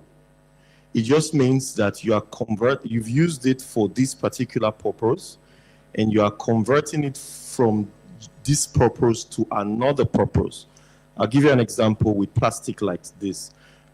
These materials, so one of my research, we designed a system where these PET bottles can be, grinded and used to produce what we call plasticizers. Now, these plasticizers can then be heated up and used to produce what you call the PVC pipes and all the other things. So this is what recycling is all about. It's not like it's a final solution, but it's just the last of the options that, we consider in environmental science. Okay, still staying on with you, we usually talk about circular economy, and recycling is part of circular economy. So when you say it's the last option, tell us some of those options that we can, use or do before we get to recycling in the circular economy phase. Okay, so there's a whole lot of them. First of all, zero generation is one of the policy that we are advocating. Zero generation and more biodegradable product usage. This is another policy. So use what you can dispose. This is one policy. Secondly, if you cannot dispose it, don't use it at all. So that's zero generation. So this is more economically friendly, because taking away waste is as expensive as generating the waste in the first place. So that's not an economically friendly process at all. So that's why zero generation is more economically friendly for us as environmentalists. And then when zero generation is so hard or so far-fetched, then we can consider other methods like using more biodegradable materials and looking into research that produce more easy-to-use materials. Thank you very much. Dr. Femi, how much awareness has been created about the aligners products? Because this is the first time, pardon my ignorance, when I see somebody in the dentist field or dentistry field talk about sustainability. I used to think maybe there is nothing they are doing in that area. Pardon my ignorance. But to come to realize that, there's a whole lot they are doing in that area. Tell us more about the awareness and advocacy. I'm aware that you are doing a tour around Nigeria. So can you tell us, shed more light on your program? So currently, we have a small percentage. Nigeria hasn't gotten to that level where we have like major awareness. So now what I'm doing now is creating that awareness. We're going to dental clinics to tell them that, yes, we know that clear aligners is here to stay. Or at the same time, we have to protect our planet. And we are bringing this awareness not just to the dental clinic, but to the whole patient, to everybody that is coming in. So we're getting there. We are not there yet, but we're getting there. It's a process. Okay, so one more question for you, because when we talk about sustainability, there's also a question of affordability. When I bring it to the aviation industry, where we want to say that we need to move from fossil fuels so that we'll stop, polluting the environment. So going to sustainable aviation fuel is going to make air travel cheaper. Obviously not, because creating SAF is going to make it more expensive. So coming to dentistry now, I want to just apply it in your field. This aligners thing you're talking about, is it going to be cheaper when we try to go sustainable in the dentistry sector? So aligner on its own is not affordable. Okay. Yes, it's not affordable. So I think that's where I'll stop. Well, we are going to partner with organizations to make sure that we come down to the level where it's affordable. So we're getting there. Thank you very much. Yes. So in a nutshell, ladies and gentlemen, sustainability is not cheap, but it's something that is not an option, it's an imperative. Please give a round of applause to Professor Evidence and Dr. Femi. Thank you very much. Hold on. Okay, sorry. Forgive me. Let me give the audience the opportunity to ask questions. Please, if you have any questions to Professor Evidence or Dr. Femi, please can we pass a mic to the gentleman over there?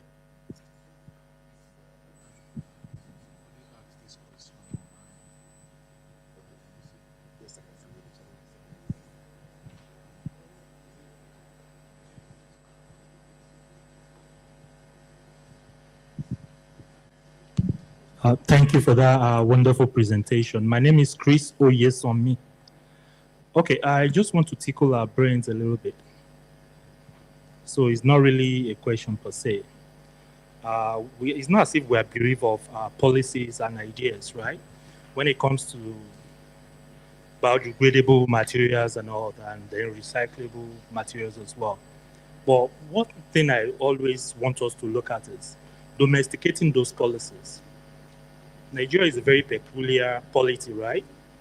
And what we need to do basically is to look for a call to action on the side of our people for them to really be able to do one or two things about this. And what do I mean by call to action? When we create value chain along this line, take for instance, you have organizations, factories and all that. But do they really have enough input to feed the machines they have and all that? So I'm talking about looking at pickers, looking at POS terminals where people can actually take most of this plastic waste to, and then take it and swap it for cash or any other thing you can think of. When you monetize it, it will be an automatic, it becomes organic. You don't even need to coerce people to begin to go out to pick all these materials, because I feel that is where the challenge is really.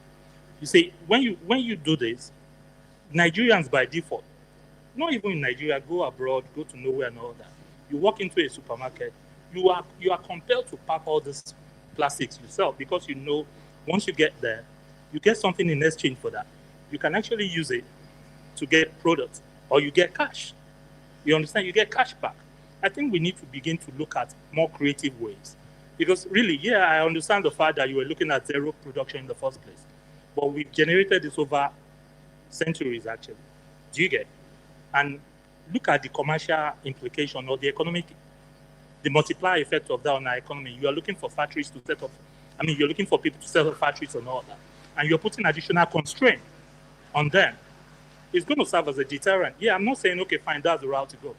But in trying to pursue the actual result we want, on the interim, what do we do right now to solve the challenges we have right now? So I just feel I should leave that out there. Thank you.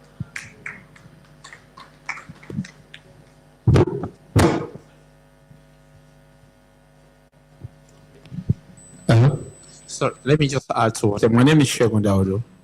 Okay, just to add to what he said, I think from the part of the government, they need to look the situation where we can further reduce, make this company, the organization that's responsible for converting this waste, less taxable, so that they will be able to further finance this project.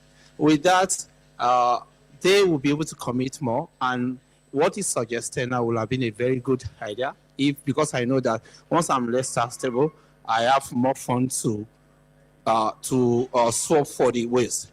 And also in our airspace, that we need to leverage, because you said something earlier that we should not produce what we don't need.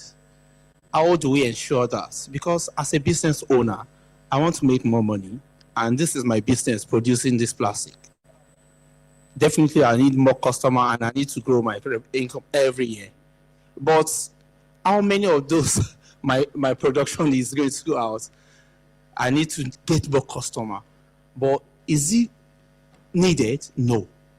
How do we ensure that we be able to cut what we produce in a year? And also, the education, the level of education that we put outside there, how many of the low-level income earner or the people at the grassroots have full understanding of the waste they generated every day? I think there's a need for partnership with all the airspace, let them understand the importance, push it out every day, for them to be able to know that even if you have this waste, you can easily swap it and be able to join out together to control this waste. Thank you.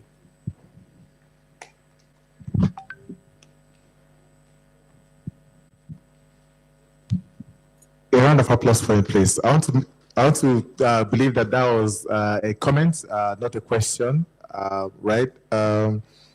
just to answer the first gentleman that spoke, I think there is a company called Better Glass and Recyclers that give incentives for people to collect waste and make money off it. They are actually present in Lagos State at the moment. So they encourage all these guys that scavenge and go to collect waste, they gather it, and I think they measure it in kgs and pay them money for it. So such incentives are right now operational in Lagos, and I hope that they can kind of scale it. I don't know if for your parting words, if you can say one or two words to the comments that they just shared. You can give it to me. All right. These are very interesting comments, and I would also like to say that scavenging, like you mentioned, this is it's not new to us. We saw this growing up in Nigeria. This has been happening. But what are these materials used for when the scavengers pick them? Who do they give it to? You know, what do they use it for? This is one problem that needs to be addressed. Are they actually recycling it? So this is where policy also comes in. He mentioned, you know, tax cuts, and I really don't always like to go into tax cut for corporations. I mean, it's a good idea, but do they really, you know, make use of this tax cut and sponsor research or sponsor projects that will lead to this? Zero generation is achievable, not just now in our society, but it is in the long run achievable if we start producing less waste. For example, when we were growing up, our mothers used to take baskets to the market and buy their stuff, put in the baskets and bring it home. You don't have to take plastic bags and all that from the market, right? But as you know, as we developed, we go to supermarkets, you can bring 10, 15, 30 plastic bags from a supermarket. This is really not necessary. So if we start by producing less, then we can start to move towards zero waste generation. And then, yes, incentive for those that can collect this waste from the society. But then again, we also have to look into who do they take it to? What are they used for? This is important. Thank you very much, Dr. Femi. Last words. Professor Evidence has said it all. So what I will say is the change starts from here. So each and every one of us will owe it to everyone to create this awareness, not just going to start here and end here. Once you leave this room, always also try to create that awareness that sustainability is here to stay. Thank you. Thank you. I'm aware there's okay. Thank you very much, Dr. Femi and Professor Evidence, for your time. Appreciate.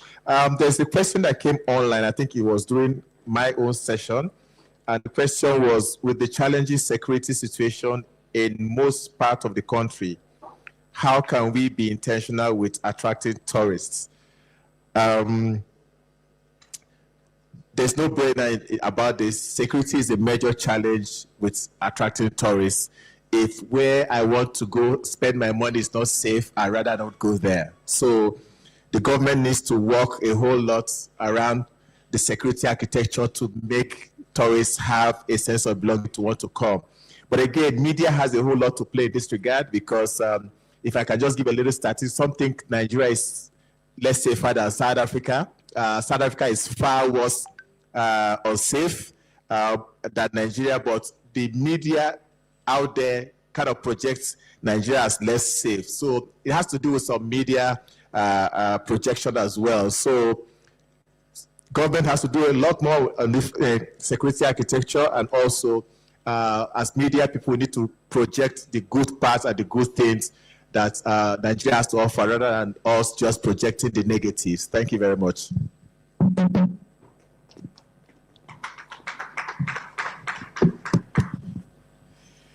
Thank you very much, Dr. Tony, for moderating the panel section. So there's something I picked during the panel section, although it kind of conflicts, because when I listened to the dentist, he said something spectacular about the aligners being the future of dentistry. And then the professor also said something remarkable. He mentioned that recycling is the last resort. So my challenge here is how they're going to tie it. Because I mean, we're talking about the future of dentistry. I don't know if Dr. Femi, Dr. Ajala, I don't know, can you hear me? Doctor, this is actually for you. So I just said, I wanted to just want to catch up to speed. So I said something during the panel section. There was something remarkable you said. You said that the aligners happen, that they're actually going to be the future of dentistry. I mean, as regards, as opposed to braces, right? And then the professor said something as well. And he said that recycling is the last resort as long as sustainability is concerned. So I'm now thinking, I mean, how, it looks like it's going to be a war, I mean, to tie that together, because, I mean, to your end here, that's like a no-no, but then to the world of dentistry is like the future. So I think there has to be a way, you know, somehow to try and marry that so we make things work. I mean, I also remember that you said something about making huge plans on recycling, even though they don't recommend that. They rather just throw away anything that has to do with plastic in general. But I believe that the whole essence of this is just for us to, you know, brainstorm and then figure out ways to, you know, move forward as regards saving Earth as a planet. All right, and I want to introduce Miss Oma Princess, who happens to be, I'll call her the foreman of Travelinn Booking. Oma, please, are you here? Miss Oma, please. A round of applause for Oma as she climbs off the stage.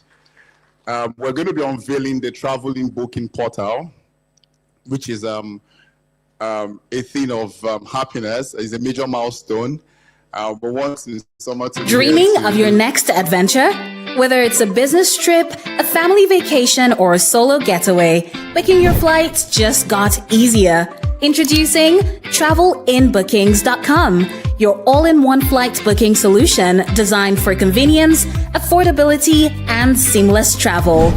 Why choose us? From booking your flights to getting you to the airport, we handle it all. Book now at www.travellinnbookings.com and start your journey with ease. Just got easier.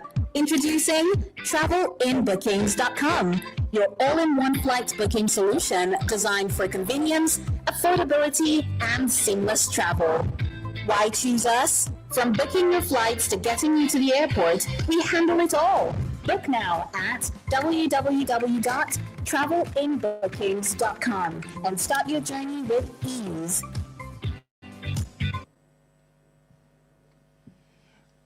All right. I want to be sure that we all cut that short clip, and then I'll leave the stage for Miss Oma. Of course, I'll be around for her to say something nice to us.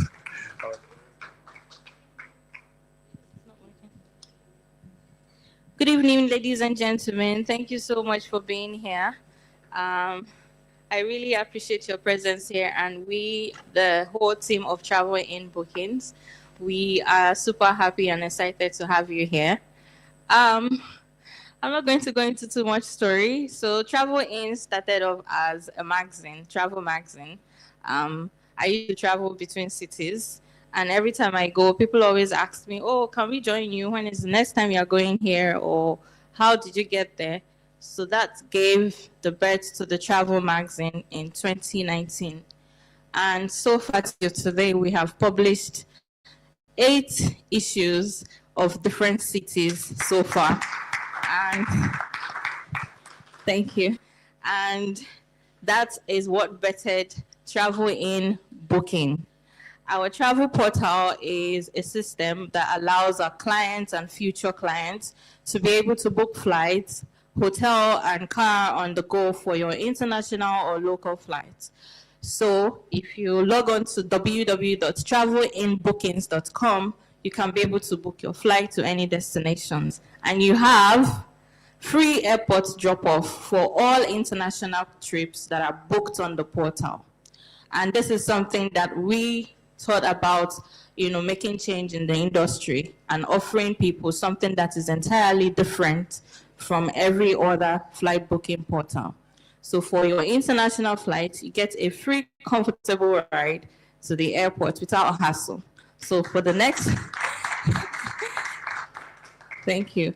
And we have our support 24/7 on ground for all your issues, whether it's visa related or flight issues or flight delays or whatever challenges that you will have.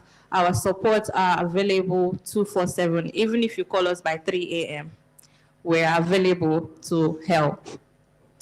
Thank you so much. And yeah.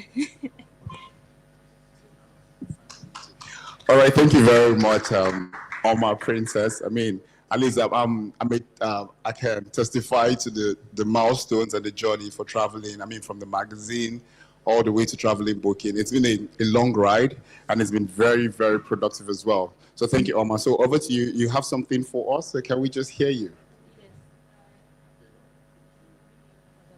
Okay. All right, so please, we have another short clip that's going to play on the screen. It has to do with the NGO.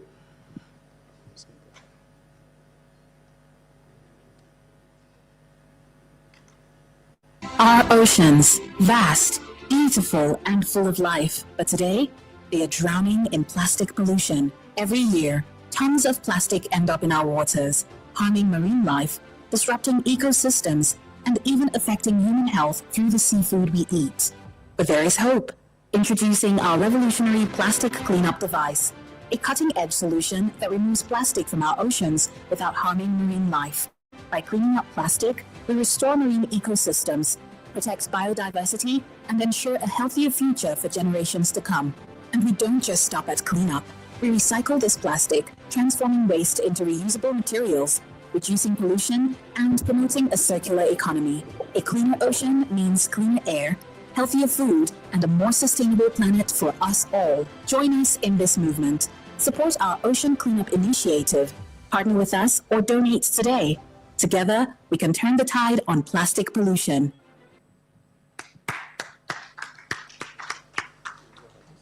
Thank you so much, everyone. So, as Frank rightly said, our journey is not just about the travel and flight booking. We extend this to our CSR responsibility, which is our corporate social responsibility on ocean plastic cleanup. So, ladies and gentlemen, distinguished guests, industry stakeholders, and tourism enthusiasts, permit me to stand on existing protocol. Good evening and welcome once again to our special event for the love of travel, where we celebrate the beauty of travel, tourism, and the role we play in protecting our planet. It is an honor to stand before you today as we discuss an issue that not only affects our oceans, but also our climate, economy, and future generations: the devastating impact of plastic pollution on climate change. Our greatest climate regulator. Our oceans are more than just beautiful and stunning destinations. They are the lifeline of our planet, covering over 70% of the Earth's surface. They play a crucial role in absorbing carbon dioxide, producing more than half of the oxygen we breathe, and regulating our climate. However, this vital ecosystem is under threat. Every year, millions and tons of plastic waste enter our oceans, choking marine life, damaging coastlines, and disrupting the delicate ecosystem. But what many people don't realize is that plastic in our oceans directly contributes to climate change. And you will ask me how. Firstly, plastic production emits greenhouse gases. Plastic is made from fossil fuels, and its production releases billions of tons of CO2 into the atmosphere. If plastic production were a country, it would be the 5th largest producer of greenhouse gases in the world. Secondly, the breakdown of ocean plastic releases methane and ethylene. When plastic enters the ocean, it degrades due to sunlight and wave action, releasing methane and ethylene, 2 potent greenhouse gases that contribute to global warming. Third, the mangroves, the seagrass beds, and the plankton play a crucial role in absorbing carbon from the atmosphere. Plastic pollution destroys these ecosystems, reducing the ocean's ability to regulate our climate. And the last but not the least, the impact on tourism and coastal communities. Plastic-filled beaches and polluted coastline drive tourists away, hurting economies that rely on tourism. Fishermen lose their livelihoods as marine ecosystems collapse, and coastal communities face rising sea levels and extreme weather caused by climate change. Our CSR initiative is simple. We are taking action through ocean cleanup and recycling.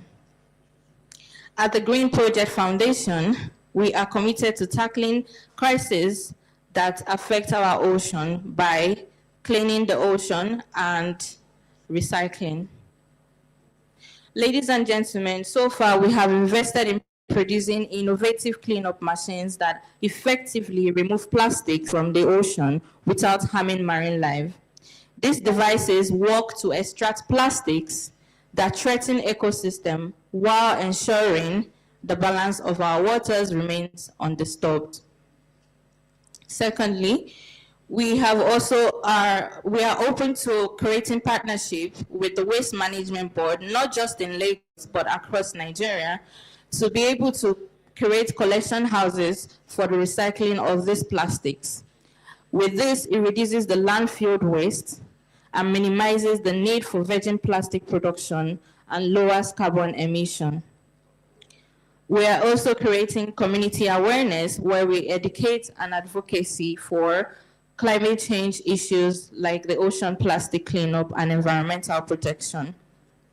Ladies and gentlemen, today I call on every stakeholder in this room, tourism operators, airlines, embassies, environmentalists, and travelers to take action. Whether through sponsorships, partnership, or community engagement, we can work together. Let's make tourism a force for good, protect our ocean, and secure a sustainable future for generations to come. Thank you so much, ladies and gentlemen. Thank you very much, Isabel. You're not leaving yet, so I'd like you to please sit. We'll have to welcome Ambassador Naomi to the stage as we talk about the NGO. Welcome on stage, ma'am.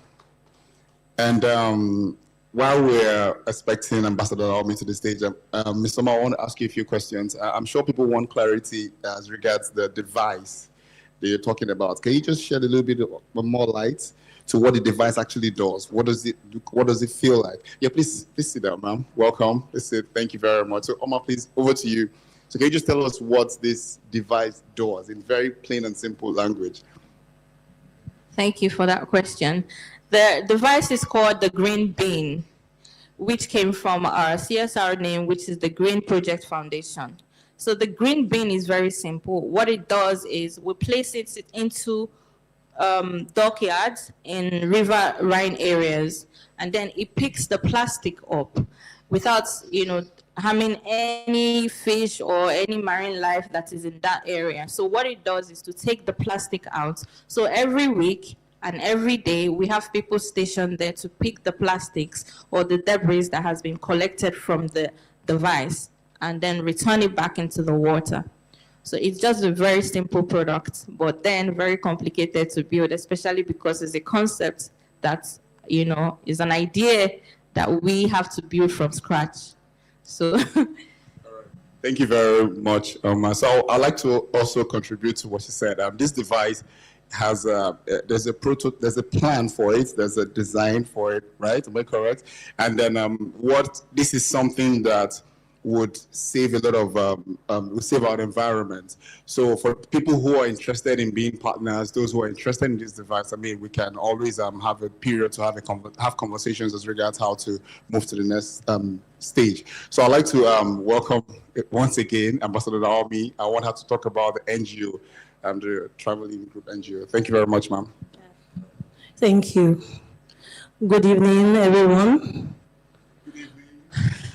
I'll respectfully stand on every existing protocols tonight, and I'm sure we're having fun in it. Thank you. Okay, I'll just go straight to the point to save our time. We'll be here for quite. All right. It's a pleasure to welcome you all to this important gathering. Today we come together not just as individuals, but as a community committed to making a difference. Our mission is clear: to tackle plastic problems, and tonight we take another bold step toward that goal. This work is not possible with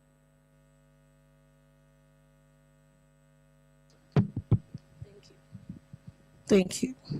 This work is not possible without passionate people like you, our supporters, partners, and advocates. Your presence here is a testament to the power of collective action. Every effort, every donation, and every shared idea fuels the change we seek. As we go through the program, I encourage you to reflect on the impact we can create together. Let's turn our shared vision into tangible solutions and ensure that our mission continues to grow. I want to say briefly that we're a community of compatriots that have come together tonight to see how we can improve on our ecosystem. We've read a lot tonight, we've asked questions, we've taken in a lot of innovations in, and I just want to grab our indulgence, like I'm standing here to do same, to plead with everyone, every compatriot in this hall, that it's time for us to take this bold step, right? It's time for us to work as a community that is ready to create change. And I stand here not just as an individual, but as an ambassador to the UN and as the Lagos Central Senatorial Director, working together on the CSR to ensure we have a better community, a clean-up community. Yes, we talked about the scavengers some time ago. I tell you, with the work we are doing, we're engaging more youths. People call them vagabonds. Why call them the street kids? We encourage them to do cleanup. That's why most times you don't see some of all these things on the street. And someone said, one of the speakers said, we don't know what they do with these things. People recycle them. I can tell you, people are making so much from this cleanup. And I'm standing here to support this cause on the CSR for Travelinn. I'll be supporting this cause, what they're building up now, to clean up our oceans with a sum of 2 million naira. And I want to beg everyone seated here. In short, when I sat down there, I was like, wow, I wish I had the, that opportunity to meet with people before the event started. I would have gotten some names and I'll just call you boldly. Yes, I'm always happy to do that. So I don't know your names, but I know we're here for a cause. And as I speak with you, we're already a community of people. So I want to beg you, I don't mind taking the mic to you. If you support this cause, it will go a great way to create a cleaner ocean. So who am I starting with first? That's why I'm here.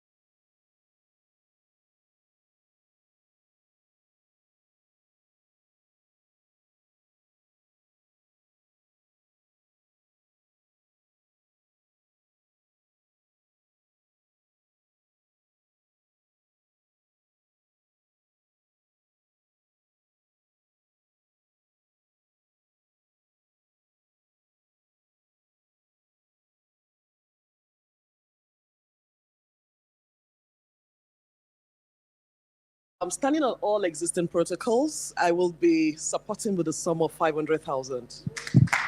Thank you. Okay, I would like to call on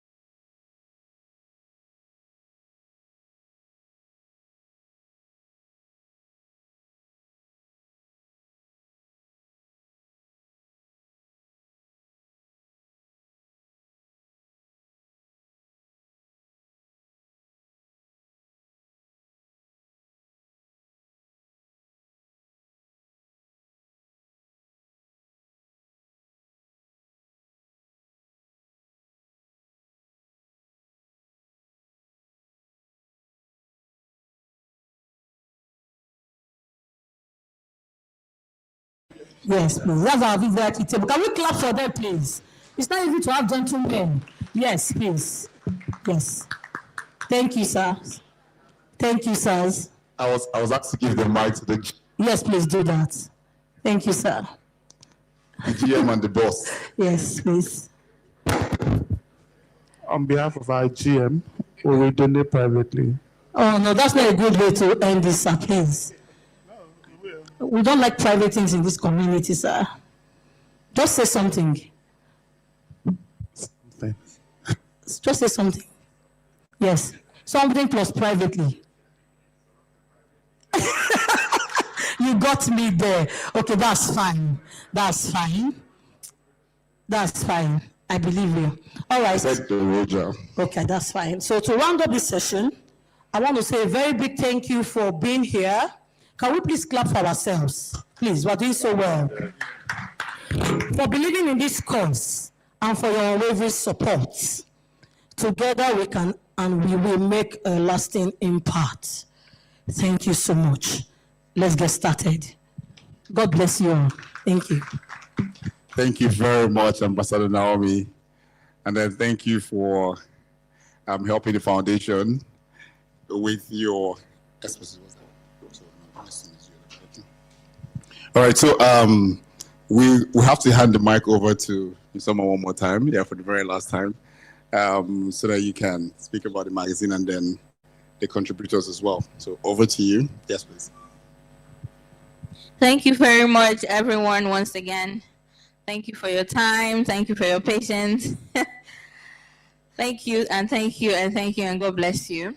So the Travelinn magazine is majorly focused on promoting tourism around Nigeria, Africa, and the world. And everyone would be opportune to get a copy of the magazine. And today I want to call on all the contributors because we all worked night, day, and to get this issue accomplished. I want to call on Amina Ode. I don't know if she's in this room. And I want to call on Dr. Femi Ajala.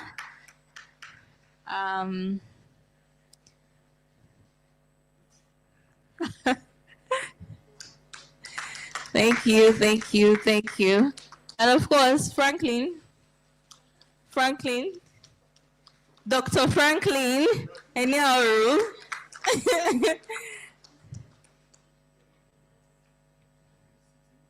You're standing. Come.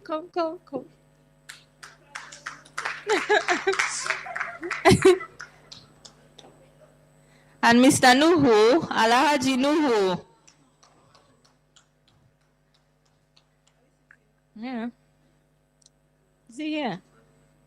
Oh, we stand. We can stand. Okay. All right. Who else am I missing? No. Sorry, we're waiting for Alhaji Nuhu to join us. Ah. Oh, okay.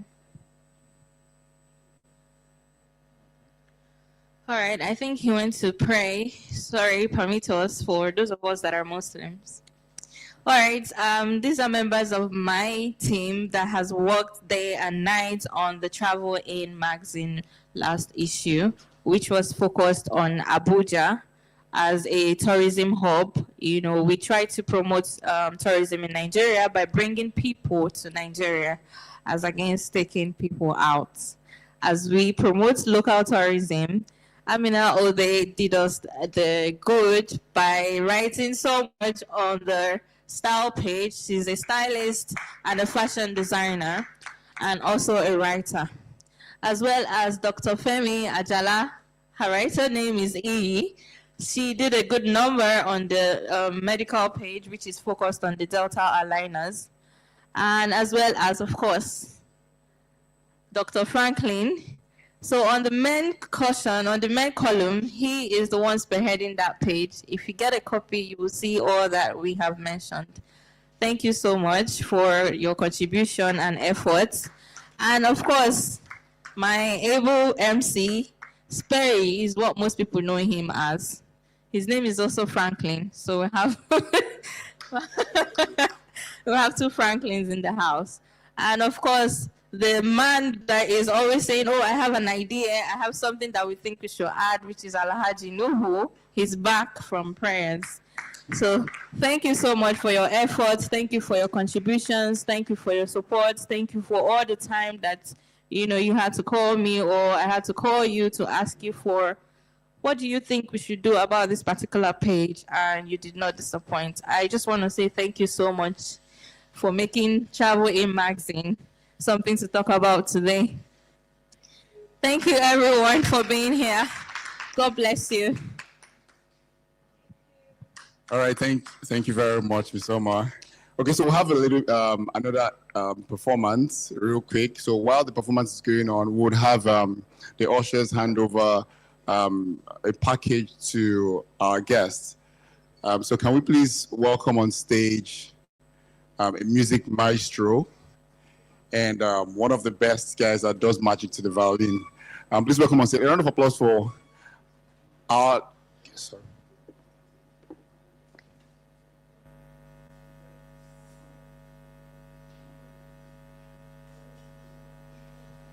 Okay, so sorry. Our music maestro is trying to put himself together. So while that's going on, we'll have our ushers here distribute a little package from Travelinn. So you'll get a copy of our magazine and then see what we're all about. And then DJ, can you please give us light music while that is going on? Thank you.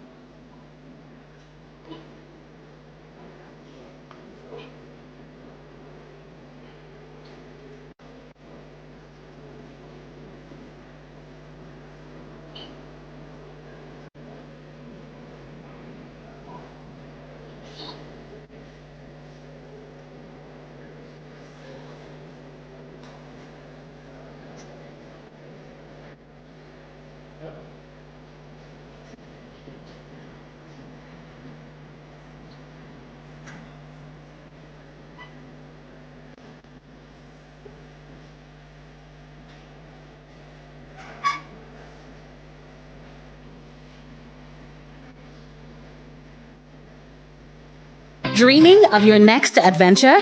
Whether it's a business trip, a family vacation, or a solo getaway, booking your flights just got easier.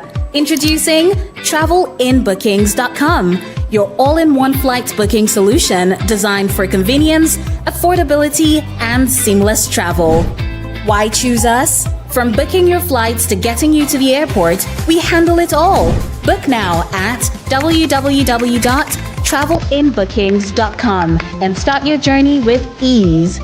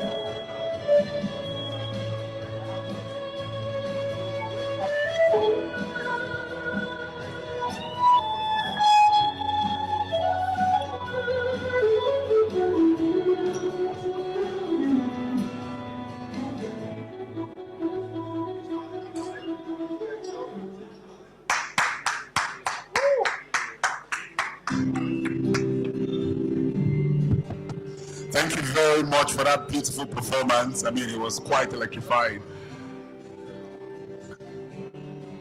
Can we have Ms. Omar and Mr. Franklin on the stage for our closing remark?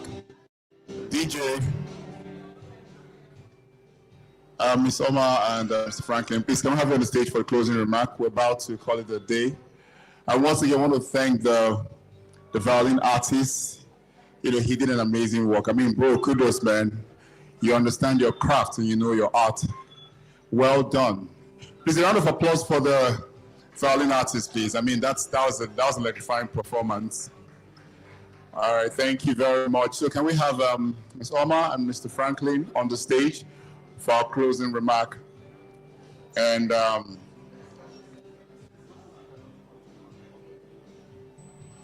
And after that, it will just be, we'll just continue the networking session and photo session as well. So for those who are yet to be in the Travelinn gallery, I mean, after the closing remark, you can go to the red carpet area for photos. Yes. And then we have quick one, just a minute before then, we have MC Mouthpiece, and he has something for us real quick. All right, then, just for 2 minutes. All right, DJ, please, can you take it down? I don't think the DJ is there. All right. Violin operator, please help me to take it down. Yeah, quick one. My name is Mouthpiece. I talk for a living, but it's quite fortunate that we don't have much of our guests here. But all I will just do quickly is to announce my event coming up in April. Yeah. One more time, please put your hands together for the organizers of this event. If you are not clapping, you are owing us strength.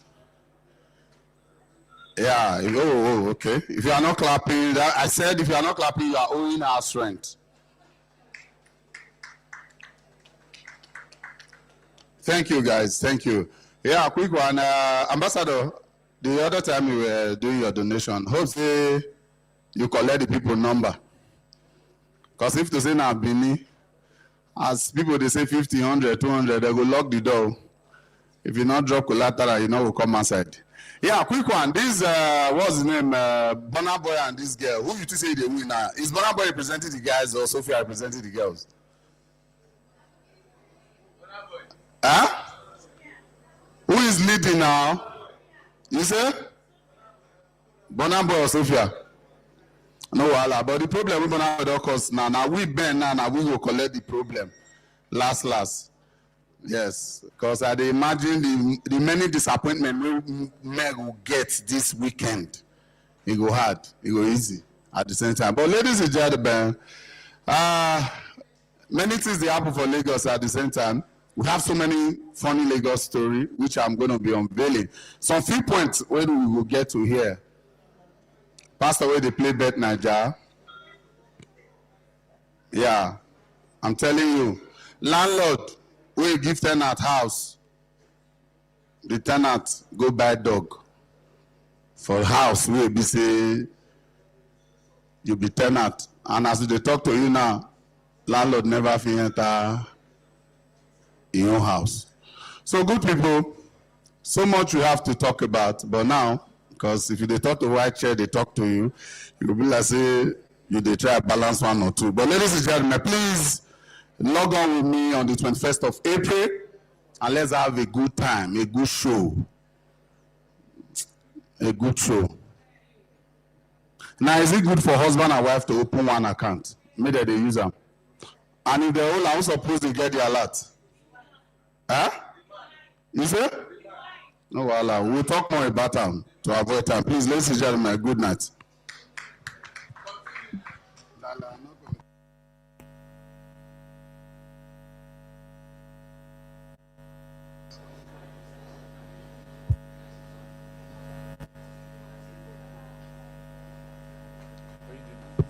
Yeah, so everyone, MC Mouthpiece, everyone kept shouting, you say your show now, so time, they go ask you where, you know, go answer. You say your show now, so they ask you where. Sorry, Mona Novels, I beg. Not the hotel, not me. The 8th edition of Mouthpiece edition is happening in Surulere. We started in Surulere, we took it down to Terra Culture, and we are bringing it back to Surulere. And we're doing a larger audience this time. We have Brosali Baba, just named on K Bakassi on the 21st. If you're familiar with Sule Adeni Ogusoya, Eagle Club, that's where we're having it. So, ladies and gentlemen, we want to have a show time of a lifetime that day so that then we relax, talk about the gist. Sule will do them back to back. The time is 6.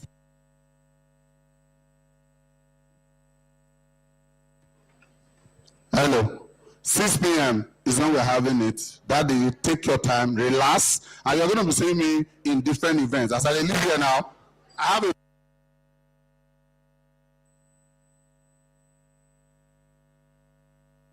people. Hello. Bless say Benin people they don't follow me like that. Bless they do name me downstairs, so I dey interrupt them.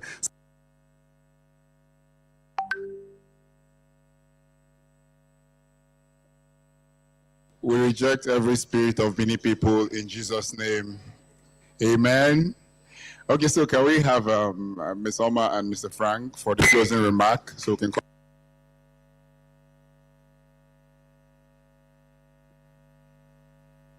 Please welcome on stage Mr. Frank. A round of applause, please. Mr. Frank, Ms. Oma.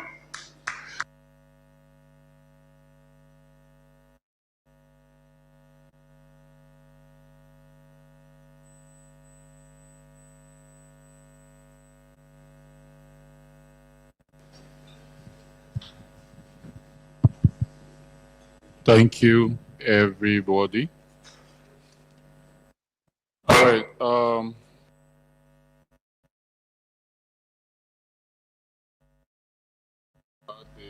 long one.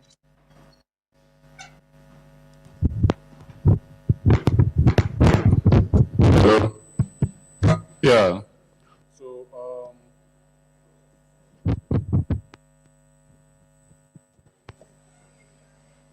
yeah. Protocol. Sorry. 1 minute.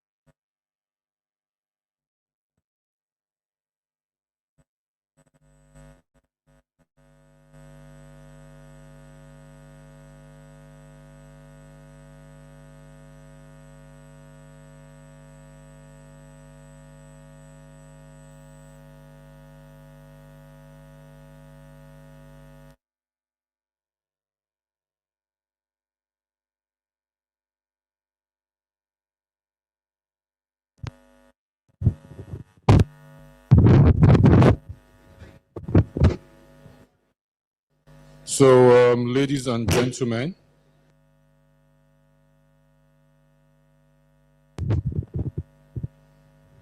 we'll be wrapping up this auspicious occasion. We thank you. We thank.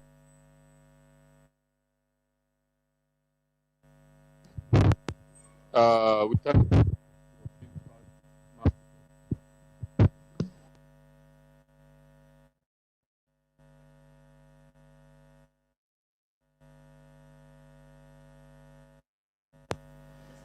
Right. So we want to thank everybody for coming, those here and those watching online.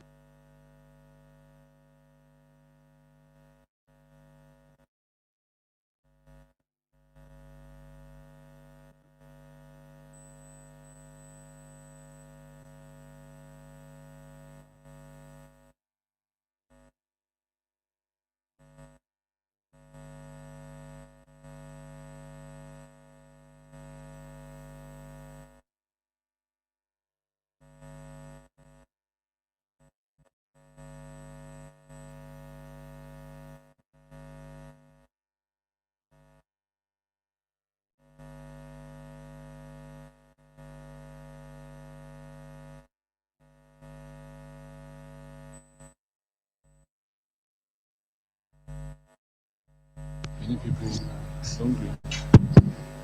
Yeah. Let's introduce him. Let's introduce him.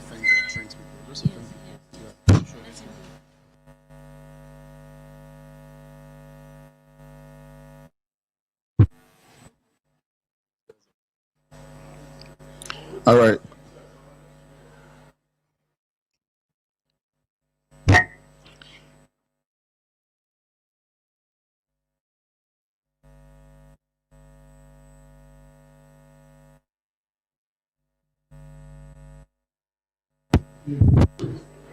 Okay.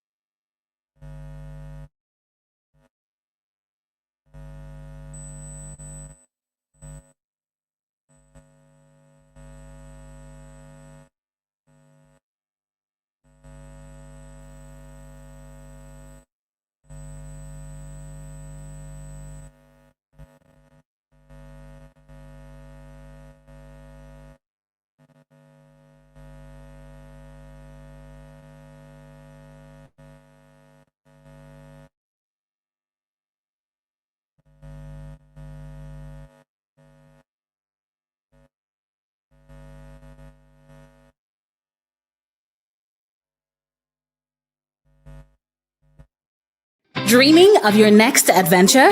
Whether it's a business trip, a family vacation, or a solo getaway, booking your flights just got easier. Introducing Travelinn.bookings.com, your all-in-one flight booking solution designed for convenience, affordability, and seamless travel. Why choose us? From booking your flights to getting you to the airport, we handle it all.